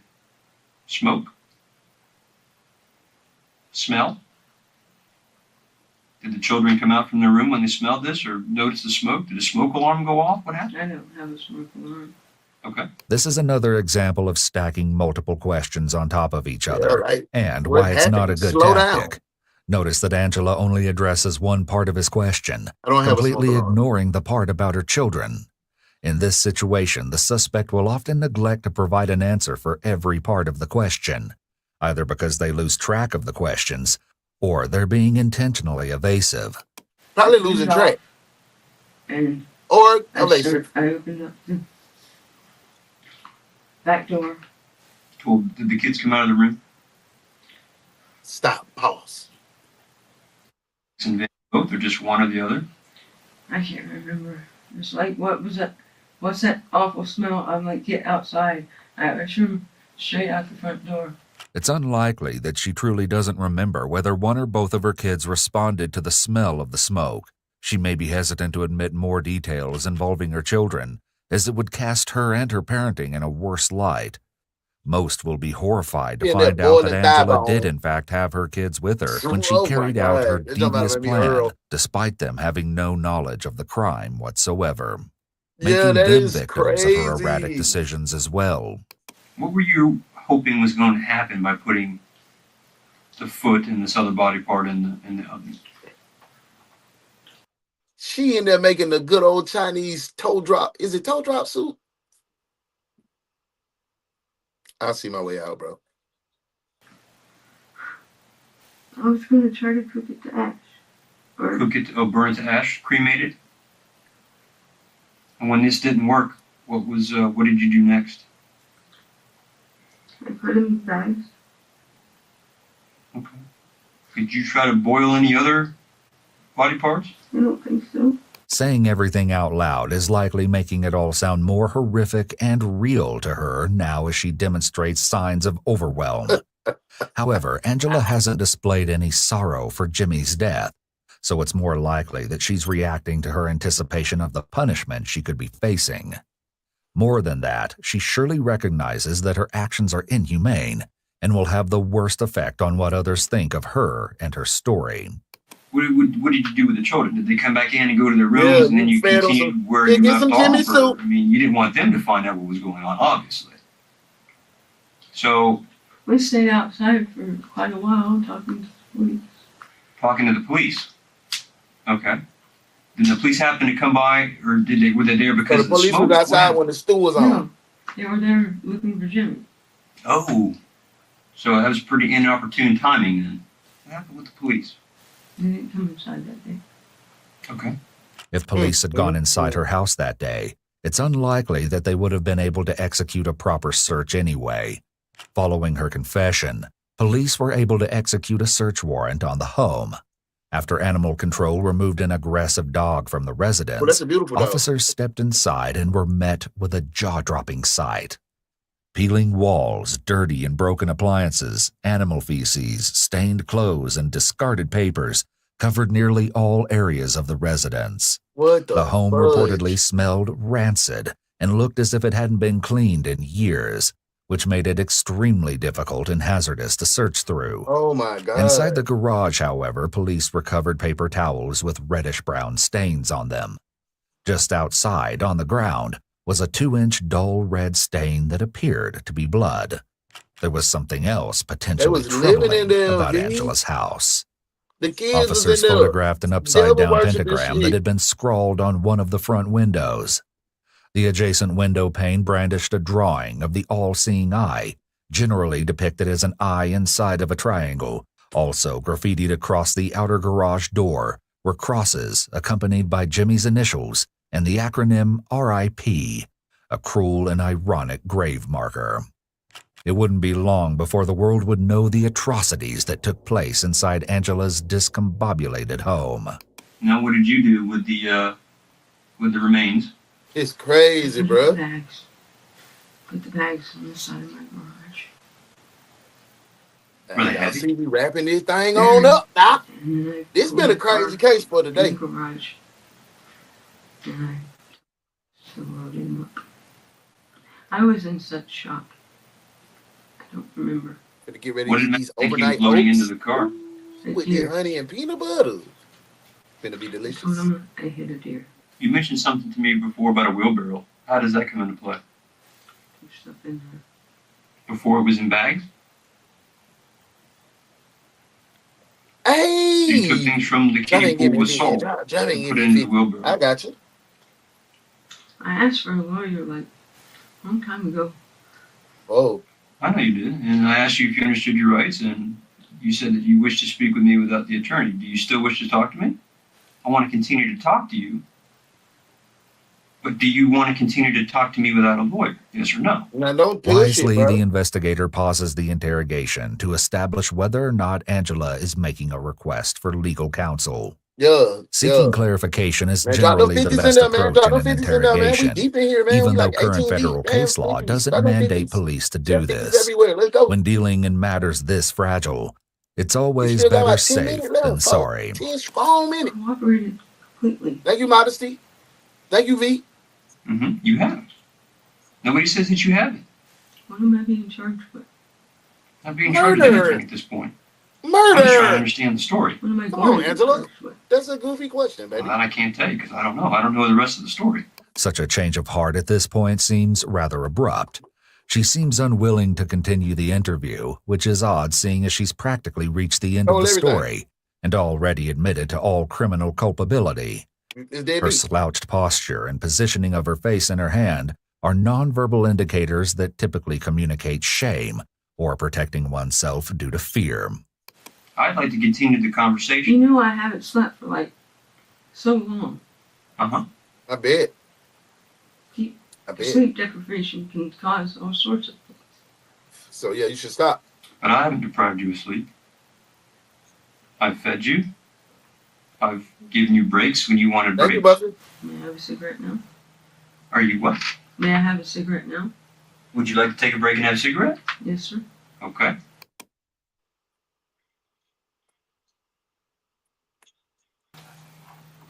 Now she done pulled her hair back down looking like the ring girl. Say again? I need a lawyer. You need a lawyer? Okay. Angela has now given an unequivocal request for an attorney, meaning the questioning must immediately cease. It does, and she's escorted back to where she was being held. Despite the police's best search efforts, neither a head or a torso were ever found. What Holy was moly. gathered was DNA tested and confirmed to be the remains of Jimmy Schaefer. 2 days later, on April 23rd, Angela was arrested and charged with Jimmy's murder. With her in police custody once more, Pagliari visited Angela for one final attempt at filling in some blanks. There are no tricks here. There are just some things that physical evidence suggests to me, and there's some things that you said that don't fit what the physical evidence says. We can't talk about elements of the case right now because you have invoked your right to an attorney. You see what I'm saying? We can talk about it. I don't know if this right now is the right time to talk about it because of the attorney thing. You stretching it, bro. And I'm not going to jeopardize the case. Yeah, I'm not going to jeopardize your rights. I mean, I've already been way too stupid. Yeah, me too. Like she gonna be like, and she gonna hit her backwards like a back bend and turn her head around and just like, you wanted this. And the guy, like, you know what I'm saying? That's what I'm waiting for. The detective's concern of jeopardizing the case is correct at this point, as further you finna blow interrogation it. could lead to blow it, inadmissible Chuck. statements at the very least. Angela made it clear this time around that she had no intention of indulging the detective in any more talk of the case. No more Angela rigmarole. pleaded not guilty on the grounds of self-defense, and a year and a half later she stood trial, and it was there that even more disturbing details about Jimmy's fate finally Come on, emerged. Angela, you talking about not guilty. Angela's defense team based their argument on Florida's Stand Your Ground laws, which state that an individual has the right to use deadly force to protect themselves from an attacker. Given that Jimmy supposedly threatened to end her life and attempted to physically attack her, she was within her rights to kill him. However, Angela's credibility quickly evaporated, partly because she suddenly decided to change her story on the stand. During her testimony, Angela contended that she only stabbed Jimmy in one eye, not both. She claimed that the ice pick was still in his right eye when she got home, and that she didn't remember stabbing him a second time in the left eye. However, in the confession footage, which was also shown to the jury, Angela is the one that discloses to the detective, unprovoked, that she stabbed Jimmy in the other eye, and confirms that she did it after she strangled him in order to make sure he was dead. Things only worsened for Angela when the prosecution presented a more believable theory. They suggested that Angela was furious with Jimmy for his poor money management skills and how he constantly took advantage of her. They even insinuated that because of how she covered her tracks, the murder could have been motivated purely by greed. The desire to have Jimmy's Social Security checks all to herself. Police were able to secure surveillance camera footage from Walmart where Angela was seen shopping with her 17-year-old son and 14-year-old daughter around 3 a.m. on April 4th. She purchased spray bottles, OxyClean, hacksaw blades, and 2 40-pound bags of pool salt. The following day, she was caught on film at Walmart again with her daughter, buying concrete cleaning solution and ammonia. The most incriminating of all, though, was that the plastic wrap and the blue gloves were purchased from Walmart just a few hours before the murder, while the ice pick was purchased sometime before that. During one of these trips to Walmart, Angela had Jimmy's phone and was texting her own phone as well as Jimmy's concerned family members, staging the text messages that Angela would later show police. So, what actually happened the night Jimmy died? The prosecution proposed this theory. Angela, along with her 2 kids, picked Jimmy up from work at 3 a.m. on April 3rd. It's possible that Angela's 17-year-old son's voice is the masculine voice that the mechanic heard beckoning Jimmy to the car. Angela drove Jimmy to her house, where they shared a few drinks, as they occasionally did. What Jimmy didn't know was that Angela had spiked his drink with copious amounts of Flexeril, a muscle relaxant. The drug belonged to her sick father, so she knew that the side effects of Flexeril included drowsiness and dizziness. They finished up their drinks and she helped Jimmy into the car. She then drove him to Austin Cemetery and parked in a concealed area next to a tree. By the time they got there, Jimmy was incapacitated from the Flexeril. Did I call this way, Angela was able to easily stab him and strangle him to death. This sequence of events was corroborated by Angela's daughter, who was 14 years old at the time of the murder. Angela had actually confided in her own child that she drugged and murdered their neighbor after they'd picked him up from work that night. Given that proof of premeditation was now present, Her charge was bumped up to first-degree murder, in addition to 1 count of tampering with evidence and 1 count of mutilating Mutilation a of dead body. That's a life sentence itself. It definitely didn't help her case when investigators located a folder on her computer titled Yummy Gore that consisted of images of mutilated bodies and body parts. Also, quite damning and not to mention stomach-turning was Angela's court testimony that in order to fit Jimmy's head in the pot for boiling, she had to remove the ice pick from his eye. Not surprisingly, her stand-your-ground argument was rejected by the judge. Angela's goose was, for all intents and purposes, man, don't you cooked. say it. This On narrator. December 5th, 2014, Angela Stolt was found guilty of all charges. But there was still one question remaining. Why did she cook him? The only explanation Angela gave for why she cooked Jimmy was that her history of paranoid and delusional thinking led her to believe that she'd be taken away from her kids if anyone found out. So the evidence of her crime had to be dissolved. It should be noted that, according to analysis from a qualified team, Angela showed no evidence of delusional thinking, unreasonable paranoia, or psychosis of any kind during either of the interviews. She was attentive to all the questions, and though she was guarded and clearly burdened by the situation, she communicated coherently and recalled details of the crime very clearly. Angela was sentenced to life in prison without the possibility of parole, followed by 15 years and 5 years for the mutilation and tampering charges, respectively. But it doesn't end there. Angela is still adamant of her innocence. She's created a website by proxy where she claims that James Schaefer was trying to kill her and that she defended herself against him, which resulted in his death. She also claims that she temporarily lost her mind following in the murder and that Volusia County Police and Florida prosecutors twisted facts. Since most of what she knows of the Miranda Act, quote, came from television programs where after a suspect requested an attorney and the next scene an attorney appeared, she maintains that she wasn't properly equipped to handle the situation she found herself in. She did say Angela is in the Lowell Correctional Institution in Ocala, Florida. We reached out to Angela in order to get her side of the story. What'd she say? And though she initially agreed to an interview, she later changed her mind.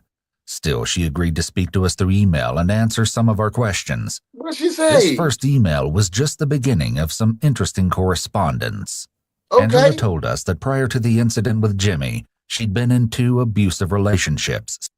In my past, I was to an extremely abusive man that held me captive, beat me, and strangled me on almost a daily basis. I escaped that situation only to be lured into another almost as bad, but at least he was easier to get away from. I was diagnosed with PTSD, anxiety disorder, and severe depression.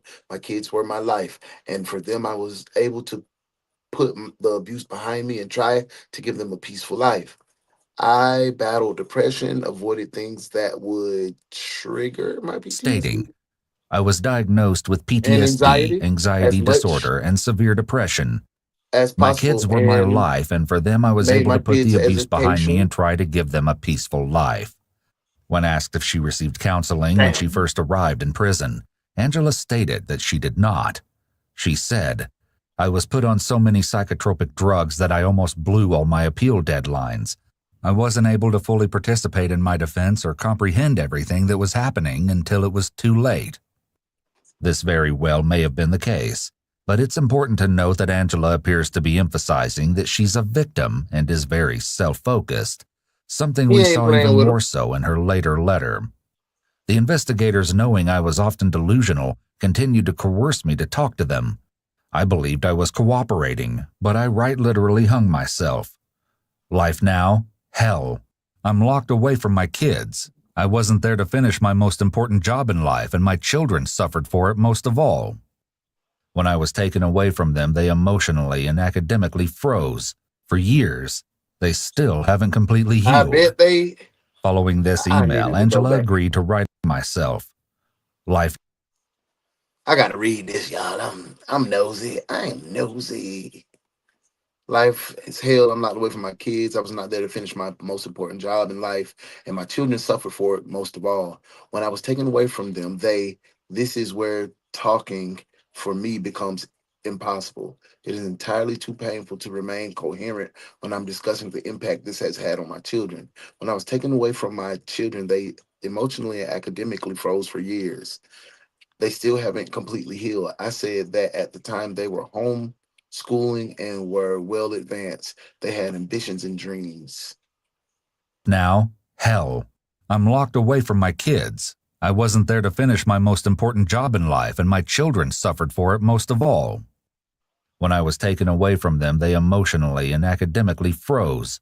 For years, they still haven't completely healed. Following this email, Angela agreed to write us a letter detailing more about her relationship with Jimmy and what she now claims really happened that night. I was never afraid of Jimmy before that night. I was aware of his past arrests for assault, but never had. Let me get this big. But he never shown me that side of himself. If he had, I wouldn't have put myself in such a vulnerable situation because I was his SS payee. We had a joint bank account that only I was supposed to have access to, but he kept finding ways to withdraw from it, despite me changing the card account number passcode several times because of this. He was able to overdraft the account by quite a lot. He planned this by choosing the bank and the type of account that had check cashing advance. In the beginning, I blank. Wait, I can't see. A few weeks before that night, he received a letter from Social Security informing that they were withholding $300 a month from. I was aware of his past arrest for assault, but he'd never shown me that side of himself. If he had, I wouldn't have put myself in such a vulnerable situation. Because I was his SS payee, we had a joint banking account that only I was supposed to have access to, but he kept finding a way to withdraw from it despite me changing the card, account number, or passcode several times. He came to me for help. I called SS and they wanted proof that he had authorization to work, which I had, and a bank statement showing that I was. So he skipped the part where we said that was withholding $300 a month from his check because they found out he was working, and he came to me for help. I called SSI. They wanted proof that he had authorization to work, which I had, and a bank account statement showing that I was properly handling his money and paying his bills. That was a problem. In order to do that, I had to shut down CCA and do the right things. I knew he was not going to like this, and that was going to be an argument from him. So I drove him. What? Was properly handling his money by paying his bills.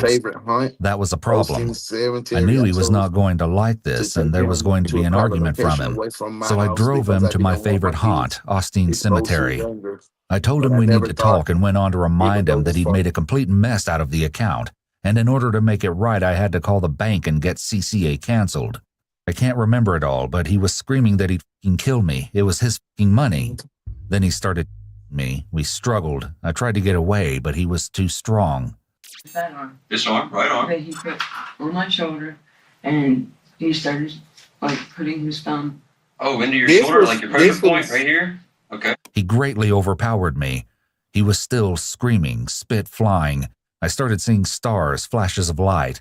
I knew from past experience that I was about to go or die when he shouted that he was going to go to my house, kill my kids, and get his paperwork and the bank card, which he knew was in my bedside table drawer. The threat of killing my kids pulled me back from the brink and gave me the strength to fight for my life so I could save them.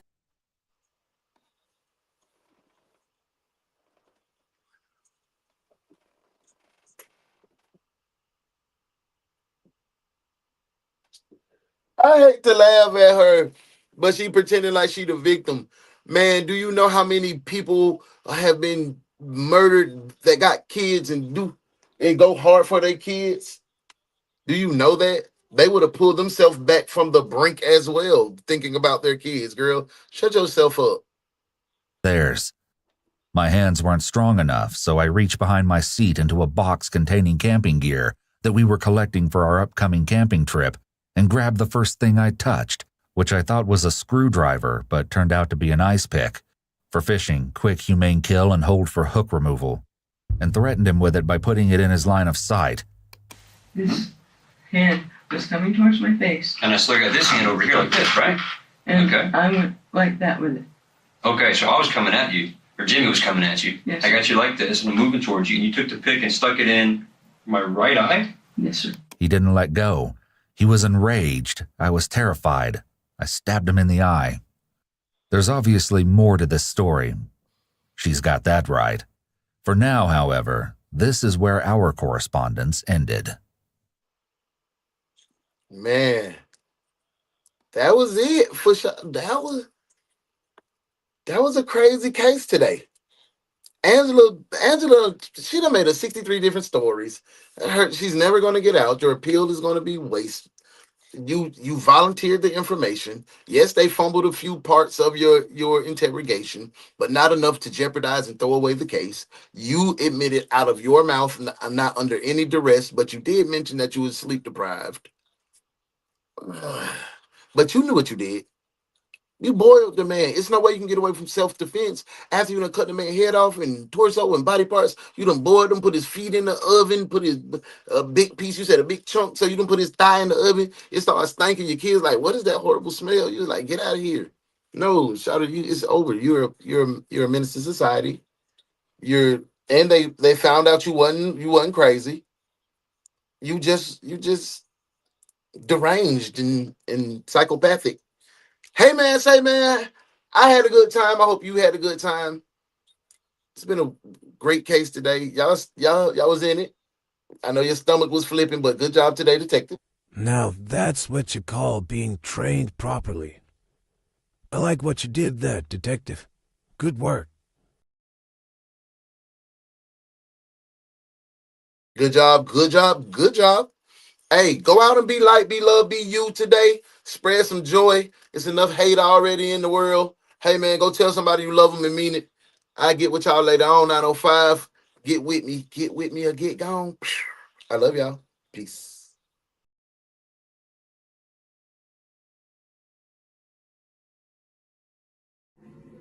Good work today, detectives. Now y'all make sure y'all go spread light and love. And we'll see you again at 9:05 a.m. for another case from your favorite true crime reaction show with your favorite host, The Morning Krewe with UnoDaOne. This has been the One's Detective Agency.